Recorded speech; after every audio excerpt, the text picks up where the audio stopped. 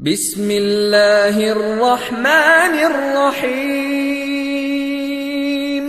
قل هذه سبيلي أدعو إلى الله على بصيرة أنا ومن اتبعني وسبحان الله وما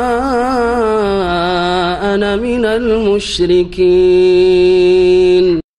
حمدا لسابغ فضلك المتوالي يا رب في الأقوال والأعمال. جئنا إلى دنيا الشتات فها هنا صنم يمجد أو ضريح بالي. سحب الغواية والصواعق حولها عند السفوح على شفا الأهوال.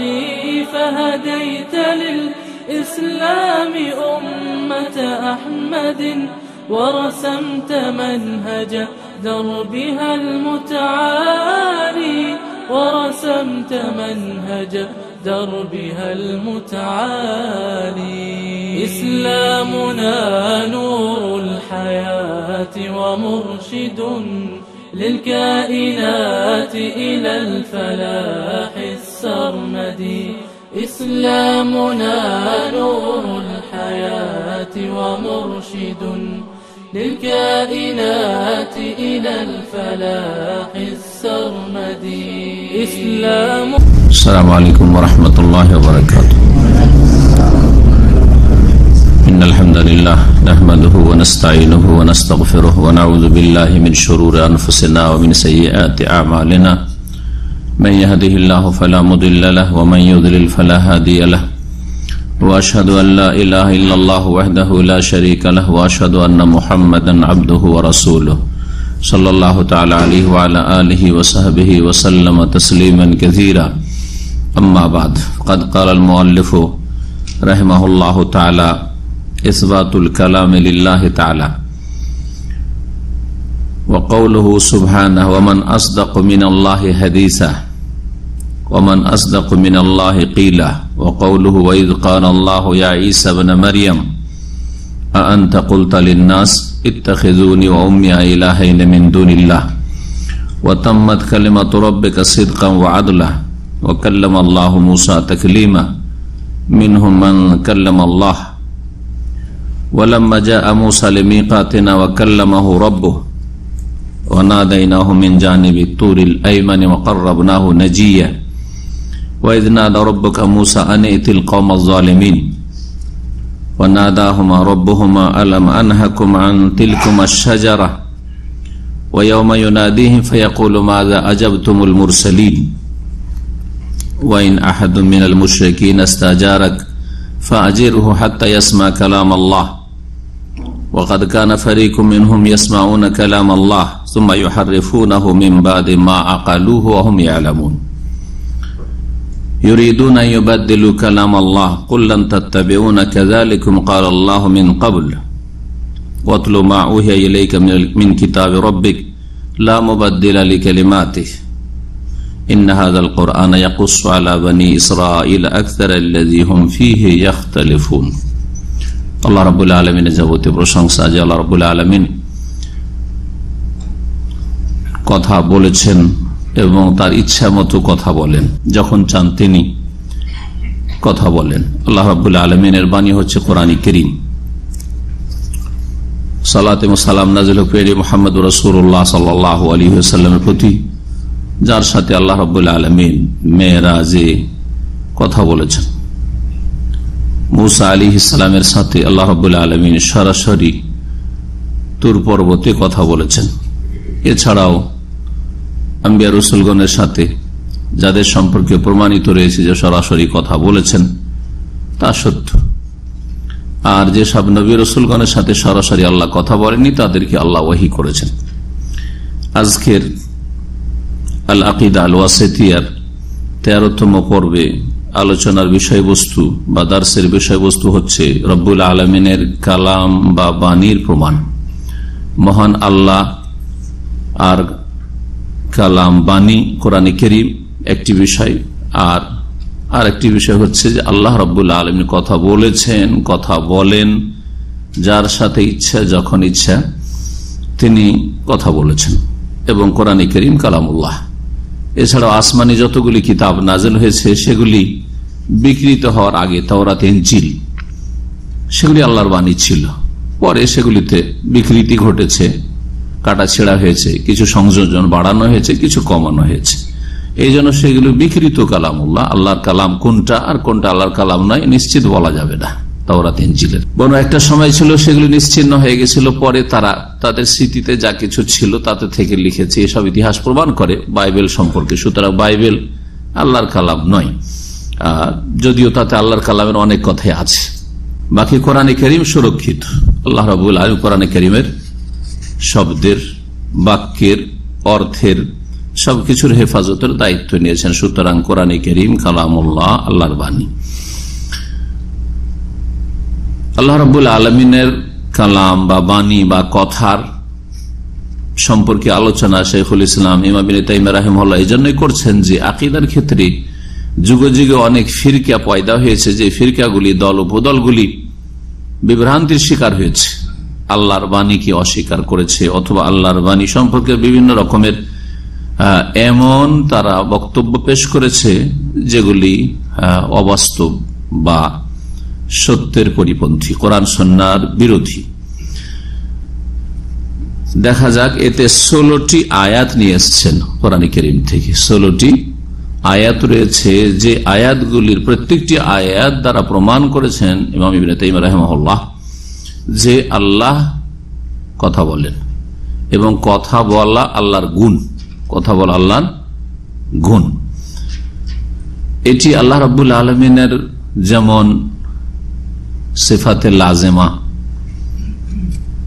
তেমনি সিফাতে ফেলিয়া, সিফাতে জাতিয়া। লাজেমা মানে সিফাতে জাতিয়া। সিফাতকে দুই ভাগে ভাগ এর আগে অনেকবারই করেছি, আশা করি আপনাদের যারা গুরুত্ব সহকারে এই আলোচনায় হাজির হচ্ছেন মনে আছে। সিফাত মানে আল্লাহর গুণগুলি দুই ভাগে বিভক্ত। একটা হচ্ছে সত্তাগত গুণ, মানে সিফাতে জাতিয়া। সিফাত মানে গুণ, আর জাত মানে সত্তা, সত্তাগত গুণ। আল্লাহর সত্তার গুণ হচ্ছে যে আল্লাহ কথা বলেন, এটা একটা দিক। আর সিফাতে ফেলিয়া মানে কর্মগত গুণ, বৈশিষ্ট্য। আল্লাহ রাব্বুল আলামিনের গুণ হচ্ছে, বৈশিষ্ট্য হচ্ছে যে আল্লাহ যখন ইচ্ছা তখন কথা বলেন। এটা ফেল, আল্লাহর কর্ম, কথা বলা। যেমন আমাদের কাজ, আমরা মানুষ, আল্লাহর সৃষ্টি, ক্ষুদ্র সৃষ্টি, দুর্বল সৃষ্টি, অখলেকার ইনসান উদয়, তারপরে আমাদের ইচ্ছা মতো কথা বলছি। যখন ইচ্ছা আপনি নীরব আছেন, যখন ইচ্ছা কথা বলছেন। তো আল্লাহ রাব্বুল আলামিনের জন্য উত্তম দৃষ্টান্ত, ওয়ালিল্লাহিল মাসালুল আলা, আল্লাহর জন্য উত্তম দৃষ্টান্ত। আল্লাহ রাব্বুল আলামিন যখন চান কথা বলেন। আয়াতগুলি দেখা যায়, প্রত্যেকটি আয়াতে যেটা হচ্ছে শাহেদ, মানে যেই অংশটুকু দেখাবার বিষয়, যে এই অংশটুকু আমাদের দলিল এই বিষয়ের, এই সংক্ষেপে আলোচনা করি। আর তারপরে এই কিতাবের ভাষ্যকার আল্লামা শেখ সালেহুল ফাওজান হাফিজাহুল্লাহ তাআলা যেসব গুরুত্বপূর্ণ কথা বলেছেন তার কিছু কথা শোনাবো প্রয়োজনে। বলছেন শেখ সালেহুল ফাওজান হাফিজাহুল, ইসবাতুল কালামে লিল্লাহি তাআলা, মহান আল্লাহর জন্য বাণীর বা কথার প্রমাণ, যে আল্লাহ আর কথা বলা আল্লাহর গুণ, আর আল্লাহ রাব্বুল আলামিন কথা বলেন।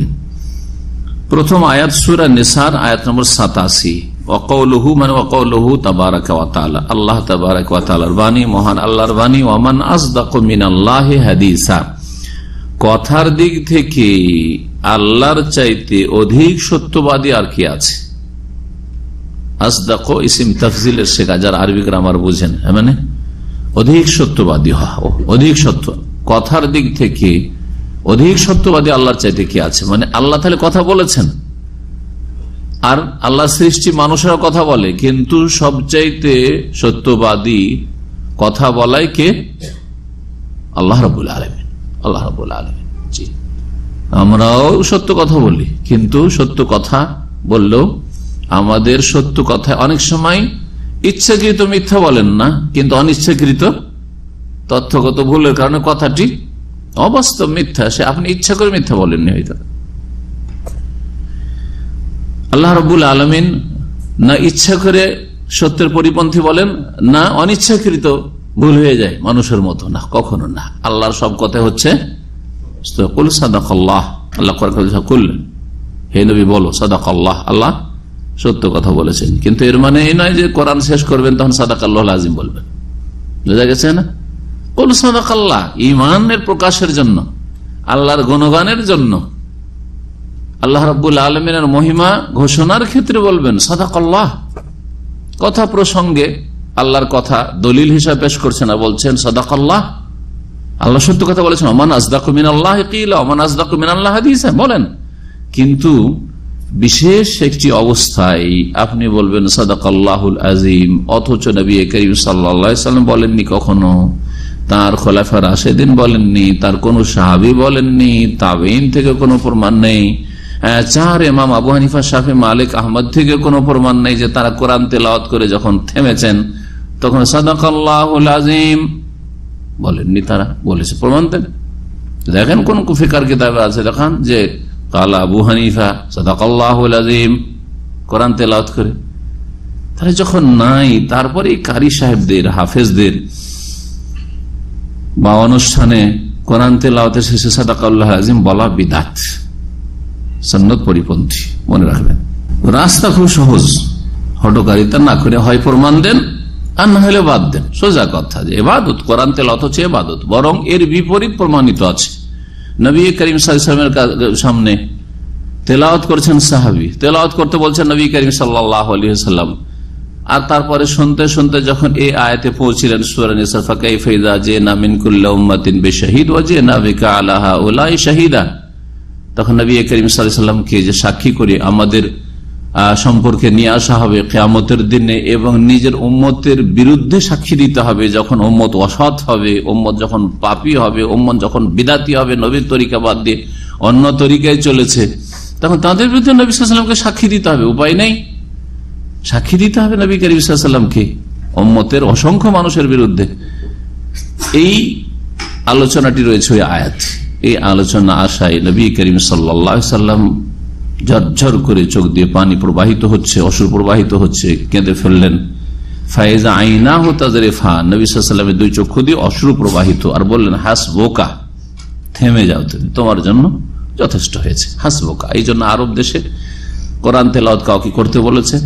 দেন কোরআন তেলাওয়াতের বা হেফজ কম্পিটিশনে অনুষ্ঠানগুলো হয় দেখবেন, যে আন্তর্জাতিক অনুষ্ঠান যদি আপনি লাইভ সরাসরি শোনেন, আপনি টিভিতে অথবা রেডিওতে, এই বছর মাত্র কয়েকদিন আগে যে হচ্ছিল রেডিওতে, অন্তত গাড়িতে চললেই আমি সকালবেলা দেখি যে সকাল 9টা থেকে শুরু হয়ে যায় হারামে, তো শুনতে পাওয়া যায়। আমি কন্টিনিউ 2-3 দিন শুনেছি এইরকম ওই সময়গুলোতে। তো দেখেন, একটা ছেলে পড়ে যখন শেষ করলে একটা আয়াতকে পড়তে বলা হলো যে অমুক আয়াতে ইকরা মিন কাউলিল্লাহি তাআলা, অমুক আয়াত থেকে পড়ো, আর তারপরে 2-4-10টা আয়াত যখন পড়লো বলে হাসবুক, কি বলে হাসবুক মানে তোমার জন্য যথেষ্ট, কাফিক, হাসবুকা মানে কাফিক, তোমার জন্য যথেষ্ট হয়েছে, বাস থামো। ওর মানে হচ্ছে থেমে যাও। না শ্রোতা বললেন সাদাকাল্লাহুল আযীম, না কারি সাহেব বলছেন যে সাদাকাল্লাহুল আযীম। জি, এই বেদাতটি মেসরি কারীদের বেদাত, আর ভারত, বাংলাদেশ, পাকিস্তানের কারি হাফেজদের বেদাত। দেখেন, আরব দেশের হেজাজের অথবা সৌদি আরবের যে কোনো এলাকার কারি বা হারমাইন শরীফের আইম্মায়ে কেরাম, যারা সবচেয়ে বড় কারি পৃথিবীর মধ্যে এখন, তাদের তেলাওয়াতের শেষখানে তাদের আওয়াজে সাদাকাল্লাহুল আযীম নেই। আরেকটি খেয়ানত আছে, ওই রেডিওতে প্রচার হচ্ছে বা টিভিতে, যখন কারি সাহেবের তেলাওয়াত, যখন শেখসুদাইসের তেলাওয়াত হতে শেষ হলো, শেষখানে যে প্রচার করছে না, সে কি বললো, শেষখানে থামে সাদাকাল্লাহুল আযীমটা অ্যাড করে দিল, করে মাঝে মধ্যে। তো অনেকে আওয়াজ হয়তো বুঝে, অনেকে আর বুঝে না, আমাকে দিয়ে দেখো শেখসুদাইস বলেনি, অথবা শেখ আইয়ুব পড়েনি সাদাকাল্লাহুল আযীম, ওখানে তার আওয়াজে লাগিয়ে দেওয়া হয়েছে। যাই হোক, আসল বিষয়ের দিকে আসি। আল্লাহ কি বলছেন যে কথার দিক থেকে আল্লাহর চাইতে বেশি সত্যবাদী আর কি আছে? তাহলে এই আয়াত কি প্রমাণ করলো? যে আল্লাহ কথা বলেন, হ্যাঁ আমরাও কথা বলি, কিন্তু সবচাইতে সত্যবাদী আল্লাহ। হাদিস, যার হাদিস রয়েছে তিনি কথা বলেন। হাদিস মানে বাণী, হাদিস মানে কথা। এই জন্য কোরআনে কারীম হচ্ছে হাদিস, কোরআনে কারীম হচ্ছে হাদিস, সবচেয়ে উত্তম হাদিস। আর রাসূলুল্লাহ সাল্লাল্লাহু আলাইহি ওয়াসাল্লামের সুন্নাহ হচ্ছে হাদিস। নবী সাল্লাল্লাহু আলাইহি ওয়াসাল্লাম যা করেছেন, বলেছেন, স্বীকৃতি দিয়েছেন, তাও হাদিস। এই জন্য কেউ যদি নিজেকে আহলুল হাদিস বলে বা আহলে হাদিস বলে, মানে এই না যে শুধু হাদিস মানে আর কোরআন মানে না, আহলে কোরআনের মতো। আহলে কোরআন গোমরাহ, কারণ শুধু কোরআন মানে, কোরআন বললে হাদিস শামিল হয় না, কোরআন বললে হাদিস শামিল হয় না। আহলে কোরআন মানে কোরআনওয়ালা, কোরআন মানে হাদিস মানে না। আর হাদিস ছাড়া যদি কোরআন মানে, সে কখনো মুসলিম থাকতে পারবে না। কারণ কোরআনে কোথাও নাই যে খামসু সালাত 5 ওয়াক্ত নামাজ, কোথাও নাই যে 17 রাকাত ফরজ নামাজ, হ্যাঁ, কোথাও নাই যে শুরু হবে তাকবীরে তাহরিমা দিয়ে, শেষ হবে সালাম দিয়ে, কোথাও আছে? তাই তো নামাজই পড়তে পারবেন না। আহলে কোরআন বেনামাজি হয়ে মরতে হবে, নামাজ পড়তেই পারবে না। সুতরাং মুসলিম থাকতে পারে না আহলে কোরআন। পক্ষান্তরে আহলে হাদিস যখন বলবেন, আহলুল হাদিস বলবেন মানে কোরআনওয়ালা, হাদিসওয়ালা, যে কোরআনও মানে আর যে হাদিসও মানে। তবে এই নাম ফরজ নাই, আর আমল যদি তার অনুকূলে না থাকে তাহলে এই নাম এগিয়ে দেবে না, কোনো কাজে আসবে না। শুধু নাম, লেভেল বা সাইনবোর্ড কোনো কাজে আসবে না যদি সেই অনুযায়ী আমল না থাকে। আকীদায়, ইবাদতে, আখলাকে, হারাম হালালে, জীবনের প্রতিটি ক্ষেত্রে মুসলিম হইতে হবে। যে মুসলিম সত্যিকার, সেই হচ্ছে আহলুল হাদিস। আর যে যত ত্রুটিপূর্ণ মুসলিম, ত্রুটিযুক্ত মুসলিম, যে যত বেশি ত্রুটিযুক্ত মুসলিম, সে তত ত্রুটিযুক্ত আহলে হাদিস। জি, দ্বিতীয় আয়াত মহান আল্লাহ বলছেন, ওমান আসদাকু মিনাল্লাহি কিলা। কথার দিক থেকে ওখানে হাদিস ছিল, এখানে আছে কিলা। কিলা কওলান, কওল মানে উক্তি বা বচন বা কথা, আর কিলুন মানে হয়ে থাকে। তো কথার দিক থেকে আল্লাহর চাইতে বেশি সত্যবাদী আর কি আছে? এখানে বোঝা গেল যে আল্লাহ কথা বলেন এবং সবচেয়ে সত্য কথা আল্লাহর। সূরা নিসার আয়াত নম্বর 122। তৃতীয় আয়াত মহান আল্লাহ ইরশাদ করছেন, ওয়াইদ ক্বালাল্লাহু, স্মরণ করো ওই সময়কে, ক্বালাল্লাহু ইয়া ঈসা ইবনে মারইয়াম, যখন আল্লাহ বলবেন। যদিও মাজির সেগা দিয়ে এসছে, অর্থাৎ অতীতকালের শব্দ ব্যবহৃত হয়েছে, কিন্তু বিষয়টি যেহেতু নিশ্চিত যে কিয়ামতের দিনে ঘটবে বিচার দিবসে, সেই জন্য মাজি দিয়ে বলা হয়েছে। ওয়াইদ ক্বালা মানে আল্লাহ বলেছেন নাই, আল্লাহ বলবেন। স্মরণ করো ওই দিনকে, কিয়ামতের দিবসকে, যেদিন মহান আল্লাহ বলবেন ঈসা বিন মারিয়াম আলাইহিস সালামকে সম্বোধন করে। কি বলবেন? আনতা কুলতা লিন্নাস, সূরা মায়েদার শেষ রুকুর প্রথম আয়াত। যখন বলবেন আল্লাহ কি, যে হে মারিয়াম পুত্র ঈসা, আনতা কুলতা লিন্নাস, তুমি কি খ্রিস্টান মানুষদেরকে বলেছে। এখানে লিন্নাস মানে খ্রিস্টান জগৎ, কারণ খ্রিস্টানরা তৃত্ববাদে বিশ্বাসী হয়েছে, আল্লাহর তাওহীদকে হারিয়ে দিয়েছে, আল্লাহর একত্বের জায়গায় শিরকের অনুপ্রবেশ ঘটেছে। তারা শিরকি আকীদা বিশ্বাসী, এক আল্লাহর জায়গায় তাদের কাছে 3 ইলাহ রয়েছে। তো যেহেতু এরা মুশরিক হয়ে গেছে খ্রিস্টানরা, আল্লাহ বলছেন সেই দিন ঈসা আলাইহিস সালামকে খ্রিস্টানদের সামনে হাসরের মাঠে জিজ্ঞাসা করে খ্রিস্টানদের মুখ বন্ধ করে দিবেন, যে দেখো তোমাদের সম্পর্কে তোমাদের নবীকে আমি জিজ্ঞাসা করে নিচ্ছি যে তোমাদের নবীকে কোন দাওয়াত নিয়ে পাঠিয়েছিলাম আর তোমরা কোন ধর্ম পালন করেছো। ওয়াইদ ক্বালাল্লাহু ইয়া ঈসা ইবনে মারইয়াম, স্মরণ করো যখন আল্লাহ বলবেন, হে মারিয়াম পুত্র ঈসা, আনতা কুলতা লিন্নাস, তুমি কি খ্রিস্টান মানুষদেরকে বলেছিলে ইত্তাখিযুনি ওয়া উম্মি ইলাহাইন মিন দুনিল্লাহ, আমাকে আর আমার মাকে আল্লাহকে বাদ দিয়ে 2 এলাহ সাব্যস্ত করিও। আল্লাহ তো এলাহ আছেন, আর তার সাথে আরো 2 এলাহ, হ্যাঁ, মারিয়াম, মেরি তাদের এলাহ, আল্লাহর স্ত্রী বলে থাকে তারা, আর ঈসা আলাইহিস সালাম আল্লাহর পুত্র, তাও সেও এলাহ। তো তাসলিসের আকীদা, তৃত্ববাদের আকীদা। আচ্ছা, কেউ যদি 3 ইলাহ বা 3 উপাস্য বলে, তো সে কি মুশরিক নয়? সামান্য সন্দেহ আছে? সামান্য সন্দেহ আছে। একটা সাধারণ লোকের কাছে সন্দেহ আছে? কোনো সন্দেহ নেই। তাহলে তাদের আকীদা, যারা 3 ইলাহতে তৃত্ববাদে বিশ্বাসী, তাদের আকীদা আর আমাদের মুসলিমদের আকীদায় কোনো পার্থক্য আছে না নেই? আছে না নেই? সন্দেহ আছে যে আমাদের আকীদা আর খ্রিস্টানদের আকীদায় একই নাকি? কোনো পার্থক্য আছে? অবশ্যই পার্থক্য আছে, ঠিক কিনা? কিন্তু এত বড় একজন নেতা, তাও বড় একটা বিশ্বের ইসলামী দলের নেতা, ইখওয়ানুল মুসলিমিন। এদের সত্যিকার নাম এই জন্য আরব অনেক সালাফি শাইখরা বলেছেন এরা ইখওয়ানুল মুসলিমিন নয়, এরা হচ্ছে ইখওয়ানুল মুফলিসিন। দেখেন, ইখওয়ানুল মুফলিসিন, সর্বহারাদের ভাই। ইখওয়ানুল মুসলিমিন মানে মুসলিমদের ভাই, তাই না? মুসলিম ব্রাদারহুড তাদের নাম বলা হচ্ছে না, এরা হচ্ছে ইখওয়ানুল মুফলিসিন, সর্বহারা, মানে এলমের ক্ষেত্রে সর্বহারা। এদের কাছে কোনো এলম নেই, জ্ঞান নেই তাওহীদের, এদের কাছে সুন্নাহর কোনো জ্ঞান নেই, এদের কাছে আকীদার কোনো গুরুত্ব নেই, কিচ্ছু জ্ঞান নেই এদের কাছে। এদের শুধু গদিতে কেমন করে পৌঁছিতে হবে এই ফিকির ছাড়া কিচ্ছু নেই এদের কাছে। আউযুবিল্লাহ। ইখওয়ানুল মুফলিসিন নামটি এদের আসল ভালো নাম। জি হ্যাঁ, এরা হচ্ছে সর্বহারাদের ভাই। আর কেউ কেউ তাদেরকে বলেছে ইখওয়ানুল মুফসিদিন, বিশৃঙ্খলা সৃষ্টিকারীদের ভাই। কারণ এদের বই পুস্তক পড়ে জঙ্গি তৈরি হচ্ছে, এদের বই পুস্তক পড়ে চরমপন্থী তৈরি হচ্ছে। জি, তাগুত ফতুয়া দেওয়া আর কাফের বলে মুসলিমদেরকে ফতুয়া দেওয়া, জি, এসব এই মন মানসিকতা তৈরি হচ্ছে এদের বই পুস্তক পড়ে, যার ফলে এরা ইখওয়ানুল মুফসিদিন যদি বলেন তো ভুল না, ইখওয়ানুল মুফলিসিন বলেন তো ভুল না। কেন বলছি? যে এদের বড় একজন নেতা, রাষ্ট্রনায়ক কয়েকদিনের জন্য হয়েছিল, নাম কি? মুরসি। সে বলছে যে আমাদের আকীদা মুসলিমদের আকীদাই আর খ্রিস্টানদের আকীদাই কোনো পার্থক্য নেই। আউযুবিল্লাহ, ইন্না লিল্লাহি ওয়া ইন্না ইলাইহি রাজিউন। আল্লাহ শেখ সালেহ ফৌজানের সামনে এই প্রশ্ন করা হচ্ছে এই মুরসির এই কথা বলার পরে, এই গুমরাহির কথা বলার পরে, আর তিনি বলছেন যে আউযুবিল্লাহ, আর তারপর বলছে যে এটা তো কুফরি কথা, কুফর, ইসলাম ভঙ্গকারী বিষয়। কেউ বলবে যে খ্রিস্টানদের আকীদা আর আমাদের আকীদা কোনো পার্থক্য নেই। যদি তাই হতো তাহলে শেষ নবী পাঠাবার তো কোনো প্রয়োজন নেই, কারণ খ্রিস্টানদের তৃতীয়বাদের ধর্ম নবী সাল্লাল্লাহু আলাইহি ওয়াসাল্লামের জামানায় যেই সময় নবীকে শেষ নবী করে পাঠা হলো তখন তো ছিল।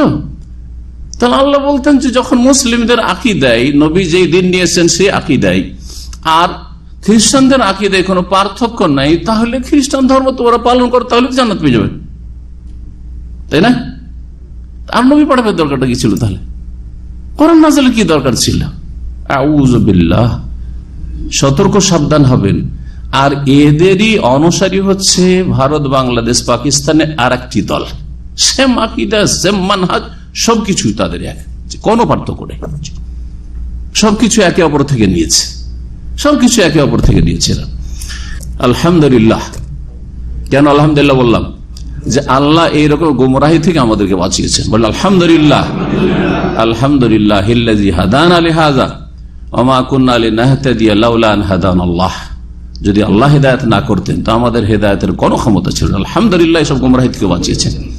এদের বই পুস্তক অনেক পড়েছি আর অনেকে পড়ে ধোঁকা খেয়েছে, আমরাও কিছুটা প্রথম প্রভাবিত হয়েছি, কিন্তু আলহামদুলিল্লাহ আল্লাহ নাজাত দিয়েছেন। জি, যে ঈসা আলাইহিস সালামকে আল্লাহ কিয়ামত মাঠে জিজ্ঞেস করবেন যে আনতা কুলতা লিন্নাস, তুমি কে খ্রিস্টানদেরকে শিখিয়েছিলে যে আমাকে আর আমার মাকে আল্লাহর সাথে কি করিও, দুই এলাহ বানায়, মানে তিন এলাহ, এক আল্লাহ এলাহ, আর এক হচ্ছে ঈসা, এক হচ্ছে মারিয়াম, এ কথা তুমি শিখিয়েছ? তখন ঈসা আলাইহিস সালাম জবাবে কি বলবেন? কালা, বলবেন সুবহানাক, হে আল্লাহ তুমি পাক পবিত্র। সুবহানাল্লাহ, আশ্চর্য হয়ে বলবেন সুবহানাক, আল্লাহ তুমি পাক পবিত্র, তোমার তাসবিহ করি, তোমার গুণগান করি, তোমার পবিত্রতা ঘোষণা করি, কথা হইতেই পারে না। মা ইয়াকুনু লি আন আকুলা মা লাইসা লি বিহাক, এটা হতেই পারে না যে এমন কথা বলবো যেটা আমার অধিকারী নয়, আমার প্রাপ্যই নয়।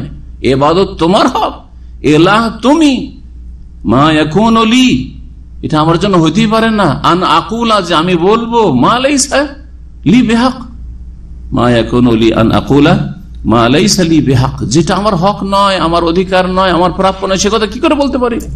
ইবাদত উলুহিয়াত তোমার হক, আল্লাহ। ইন কুনতু কুলতুহু ফাকাদ আলিমতা, আল্লাহ আমি যদি বলে থাকি তো তুমি তো সব জানছো। তাআলাউ মা ফি নাফসি ওয়ালা আলাউ মা ফি নাফসি, হে আল্লাহ তুমি আমার মনের কথা জানো, ওয়ালা আলাউ মা ফি নাফসি, আল্লাহ তোমার মনে কি আছে আমি জানি না, তুমি আমাকে কেন জিজ্ঞেস করছো, আসামি করে দিয়েছো? আমি তো এই কথা বলিনি। আল্লাহ সুবহানাল্লাহ। তো বলছিলাম যে খ্রিস্টানদের আকীদা হচ্ছে শিরকি আকীদা, বহুত্ববাদের আকীদা, ত্রিত্ববাদের আকীদা, আর আমাদের আকীদা হচ্ছে তাওহীদ, একত্বের আকীদা। জি, তাওহীদ যদি না থাকে মুসলিম ব্যক্তির মধ্যে, সমাজে, পরিবারে, তাহলে সেই মুসলিমরা ওদের মতো, কাফেরদের মতো। তাওহীদ হচ্ছে আমাদের বৈশিষ্ট্য। নামাজ যদি ফরজ নফল সব থাকে, যাকাত রোজা হজ সবকিছু আছে, কিন্তু তাওহীদ যদি না থাকে, তো এইরকম মুসলিম যারা শিরকি আকীদার মুসলিম আর অন্যদের মাঝে কোনো পার্থক্য নেই, কোনো পার্থক্য নেই। কারণ এইরকম ভালো কাজ মক্কার মুশরিকেরাও করতো, শিরকের সাথে সাথে তারা হজ করত, হাজিদেরকে খাওয়াইতো, আর অতিথির কত সেবা যত্ন করতো। আজকাল কোন মুসলিম পারবে না যত অতিথির সেবা যত্ন করতো মক্কার মুশরিকরা। এরকম বহু নেক কাজ করতো, জমজমের পানি কত কষ্ট করে উঠিয়ে উঠিয়ে খাওয়াইতো, আর কত যে ভালো কাজ তাদের মধ্যে ছিল। কিন্তু তাদেরকে আল্লাহ বলছেন, কুল ইয়া আইয়ুহাল কাফিরুন, কাফিরুন ইন্নামাল মুশরিকুনা নাজাস, এরা মুশরিক, নাপাক। আগামী বছর থেকে আর মক্কায় হারামে আর কেউ না ঢুকে। ফালা ইয়াকরাবুল মাসজিদাল হারাম বাদা আমিহিম হাযা, এই বছরের পরে আর যেন এইসব মুশরিক কেউ যেন হারামের এলাকায় না প্রবেশ করে। সুবহানাল্লাহ, শিরক কত সহজ কথা নয়। জি, মুশরিককে মুসলিমের সমান বানিয়ে দিলেন, মুশরিকের আকীদা আর মুসলিমদের আকীদায় কোনো পার্থক্য নেই বানিয়ে দিলেন। ওর শাস্তি দেখেন, দুনিয়ার শাস্তি। আখেরাতে কি হবে সে আখেরাতের কথা বলতে পারবো না, আখেরাত আল্লাহ ফয়সালা করেন। কিন্তু চোখের সামনে আমরা দুনিয়ায় দেখতে পাচ্ছি যে বদ আকীদার শাস্তি, গুলা ভ্রান্ত আকীদার শাস্তি। কাফিরকে মুসলিমের সমান বানিয়ে দিলেন, মুশরিকদেরকে, তৃতীয়বাদীদেরকে মুসলিমদের সারিতে দাঁড় করিয়ে দিলেন। তার এই আয়াত হচ্ছে সূরা মায়েদার আয়াত নম্বর 116। তারপরে আল্লাহ বলছেন, এই আয়াতে কি দেখলেন যে ঈসা বিন মারিয়ামকে আল্লাহ সম্বোধন করে বলেছেন। তো আল্লাহর কথা প্রমাণ হইল কি হইল না? বরং শুধু কথা না, কথোপকথন হবে। তাহলে এই জন্য শুরুতে বলছিলাম যে আল্লাহ কথা বলেছেন, আর যখন ইচ্ছা বলেন, আবার বলবেন, যখন ইচ্ছা বলবেন, কিয়ামতের মাঠেও বলবেন। বরং কিয়ামতের মাঠে প্রত্যেক বান্দার সাথে, প্রত্যেক ব্যক্তির সাথে আল্লাহ সরাসরি কথা বলবে, বিনা কোনো অনুবাদকে, কোনো দোভাষী থাকবে না, সবাই আল্লাহর সাথে সরাসরি কথা বলেন। মা মিনকুম মিন আহাদিন ইল্লা সায়ুকাল্লিমুহু রাব্বুহু, তোমাদের মধ্যে এমন কোন ব্যক্তি নেই যে যার সাথে আল্লাহ কথা বলবেন না। আর কোন মাধ্যম দিয়ে, আর যেমন আজকাল মোবাইলে কত লোকের সাথে কথা হয়েছে, কিন্তু তার সাথে কোনো দেখা সাক্ষাৎ হয় না, এরকম না। ওয়ালাইসা বাইনাহু ওয়া বাইনাহু তুরজুমান, আল্লাহর মাঝে আর ওই ব্যক্তির মাঝে, ওই বান্দার মাঝে কোনো দোভাষী হবে না, সরাসরি কথা বলবেন আর জিজ্ঞেস করবেন আল্লাহ রাব্বুল আলামিন, কি করেছো তুমি, হিসাব দাও। তো আল্লাহর কথা বলা সত্য, আর কোরআন কারীম আল্লাহর কালাম। তারপরে আল্লাহ বলছেন, ওয়াতাম্মাত কালিমাতু রাব্বিকা সিদকান ওয়া আদলা, তোমার প্রতিপালকের, হে নবী মুহাম্মদ সাল্লাল্লাহু আলাইহি ওয়াসাল্লাম, তোমার প্রতিপালকের বাণী পূর্ণ হয়েছে। সিদকান ওয়া আদলা, সত্যতার দিক থেকে আর নাই পরায়ণতার দিক থেকে, সত্য হওয়ার দিক থেকে আর ইনসাফের দিক থেকে, শুভেচ্ছার দিক থেকে। অর্থাৎ আল্লাহ রাব্বুল আলামিনের বাণী সত্যতার ক্ষেত্রে আর ইনসাফের ক্ষেত্রে, সুবিচারের ক্ষেত্রে পূর্ণাঙ্গ। আল্লাহর বাণীতে সত্যতার ক্ষেত্রে সামান্যতম ঘাটতি নেই, যে 90% সত্য। আমরা অনেক সময় বলি না যে এই কথাটিকে বলা যেতে পারে 90% সত্য, বলি না 90% সত্য, 60% সত্য, আমরা পার্সেন্টেজ বের করি। ইনসাফের ক্ষেত্রে অমুকের যে ফয়সালা আছে, যে বিচারটা হয়েছে, বিচারটা 90% সুবিচার হয়েছে, তার 10% অবিচার হয়েছে। আল্লাহর ক্ষেত্রে না, তাম্মাত, ইনসাফের ক্ষেত্রে পূর্ণ আল্লাহর বাণী এবং সত্যতার ক্ষেত্রে পূর্ণ আল্লাহর বাণী। তো আল্লাহর বাণীর কথা পাওয়া গেল না? কালিমাতু রাব্বিকা কালাম, কালিমা থেকে কালাম। কালিমা মানে অনেক সময় আমরা কালেমা মানে হচ্ছে শব্দ, কিন্তু একটা শব্দ বা একটা কথা বলে আমরা বহু কথা বলি। বরং আমরা এই প্রয়োগটা করে থাকি, আপনার সাথে একটা কথা আছে, আপনার সাথে একটা কথা আছে, একটা কথা বলতে 5 মিনিট লাগে না 10 মিনিট লাগে? একটা কথা মানে একটা শব্দ, তাই না? তো একটা কথা বলে আমরা একটা বাক্যকে উদ্দেশ্য করি, এটা আমাদের নিজের ভাষাতে প্রয়োগ আছে, আর কোরআন এবং হাদিসেও আছে। কোরআন এবং হাদিসেও আছে। নবী করিম সাল্লাল্লাহু আলাইহি ওয়াসাল্লাম বলছেন কালেমাতানে, দুটো কি আছে? শব্দ আছে বা দুটো কথা আছে। কালেমাতানে দুটো শব্দ, কালেমা মানে শব্দ, কালাম মানে হচ্ছে বাক্য। অথচ দুয়াগুলিতে দুটো বাক্য আছে, দুটো জুমলা আছে, দুটো সেন্টেন্স আছে, কালাম আছে, কিন্তু কালেমাতানে দুটো শব্দ আছে, দুটো কথা আছে। হাবিবাতান ইলা রহমান, রহমানের কাছে অত্যন্ত প্রিয়, আর সাকিলাতানে ফিল মিজান, খফিফাতান আলাল লিসান, জবানে বলতে খুব হালকা, আর সাকিলাতানে ফিল মিজান, আল্লাহর দাঁড়ি পড়লে, যে নেকি দাঁড়ি পড়লে অনেক ভারী হবে। সেই দুটো কালিমা কি? সুবহানাল্লাহি ওয়া বিহামদিহি, কালিমা না কালাম? সুবহানাল্লাহি ওয়া বিহামদিহি, 4টা শব্দ তাহলে আছে, তাই না? সুবহানাল্লাহ, সুবহানাল্লাহিল আযীম, এতে 3টে আছে। তো 4, 3, 7টা শব্দ দিয়ে দুটো বাক্য, দুটো বাক্যকে নবী সাল্লাল্লাহু কি বলছেন? দুটো কালিমা শুধু বলছেন। দুটো কালিমা না 7টা কালিমা আছে। কালিমা শব্দ হয়, কালিমা আর কালাম আরবি গ্রামার। কালিমা বলে বা কথা বলে আমরা মেলা কথাকে উদ্দেশ্য করি। সূরা আনামের আয়াত নম্বর 115 ছিল। জি, হে নবী, তোমার রবের বাণী সত্যতাই এবং নাই পরায়ণতাই কি পূর্ণাঙ্গ। তারপরের আয়াত সূরা নিসার আয়াত নম্বর 164। জি, কি আছে তাতে? ওয়াকাল্লামাল্লাহ মূসা তাকলিমা, মূসা আলাইহিস সালামের সাথে আল্লাহ সরাসরি কথা বলেছেন। কাল্লামাল্লাহ মূসা, মূসার সাথে আল্লাহ কথা বলেছেন, ঠিক না? তাকলিমা কেন আল্লাহ বাড়াইলেন? তাকলিমা এই জন্য বললাম সরাসরি, সরাসরি কথা বলেছেন। ওই তাগিদ, কাল্লামার তাগিদ করেছেন কি দিয়ে? মফউল মুতলাক দিয়ে, আরবি গ্রামার মফউল মুতলাক তাকলিমা দিয়ে, সরাসরি। কারণ কথা বলার ক্ষেত্রে অনেক সময় সরাসরি হয় না, পর্দার আড়াল থেকে ওহী মারফত আল্লাহর কথা বলা। দুনিয়াতে আমাদের ক্ষেত্রে যখন মহিলার সাথে কথা বলেছে, কিন্তু পর্দার আড়াল থেকে, তাই না? বা টেলিফোনে, বা পুরুষের সাথে, অনেকের সাথে দেখা সাক্ষাৎ, জীবনও হয়নি দেখা সাক্ষাৎ, কিন্তু কথা বলেছেন। তো তাকলিমা বাড়িয়ে এটা প্রমাণ করে দেওয়া হয়েছে বা স্পষ্ট করে দেওয়া হয়েছে যে আল্লাহ মূসা আলাইহিস সালামের সাথে সরাসরি কথা বলেছেন। কেউ কেউ অনুবাদ করেছেন ওয়াকাল্লামাল্লাহ মূসা তাকলিমা, মূসা আলাইহিস সালামের সাথে কথা বলার মতো কথা বলেছেন। তো কথা বলার মতো কথা হচ্ছে সরাসরি কথা বলা, যেমন কথা, যেটাকে কথা বলা বলা হয়। মূসা আলাইহিস সালামের সাথে আল্লাহ কথা বলেছেন যেমন কথা বলা হয়, যেমন আপনি কারো সাথে কথা বলেন, তেমনি আল্লাহ মূসা আলাইহিস সালামের সাথে কথা বলেছেন। এতে রদ রয়েছে বাতিল ফিরকাগুলির ওপর। কারণ জাহমিয়া ওরা বলছে যে আল্লাহ কথা বলেন না, আল্লাহ কথা বলেন না, আউযুবিল্লাহ। আল্লাহ কথা সৃষ্টি করেন। কি করেন? আল্লাহ কথা সৃষ্টি করেন। তাহলে আয়াতে যা আছে যে মূসা আলাইহিস সালামের সাথে আল্লাহ কথা বলেছেন, তাকলিম কথা বলার মতো কথা, জি, যেমন কথা বলে তেমন, বা সরাসরি, বলছে না। আল্লাহ কি করেছেন? কথাগুলি তুর পাহাড়ে গাছে সৃষ্টি করে দিয়েছিল, ওই গাছ থেকে আওয়াজ আসছিল। এতগুলি কথা এই গুমরাহরা বাড়িয়েছে, কিন্তু কোরআন সরাসরি মানতে রাজি হয়নি। এইভাবে মানুষ গুমরাহ হয়েছে যুগে যুগে।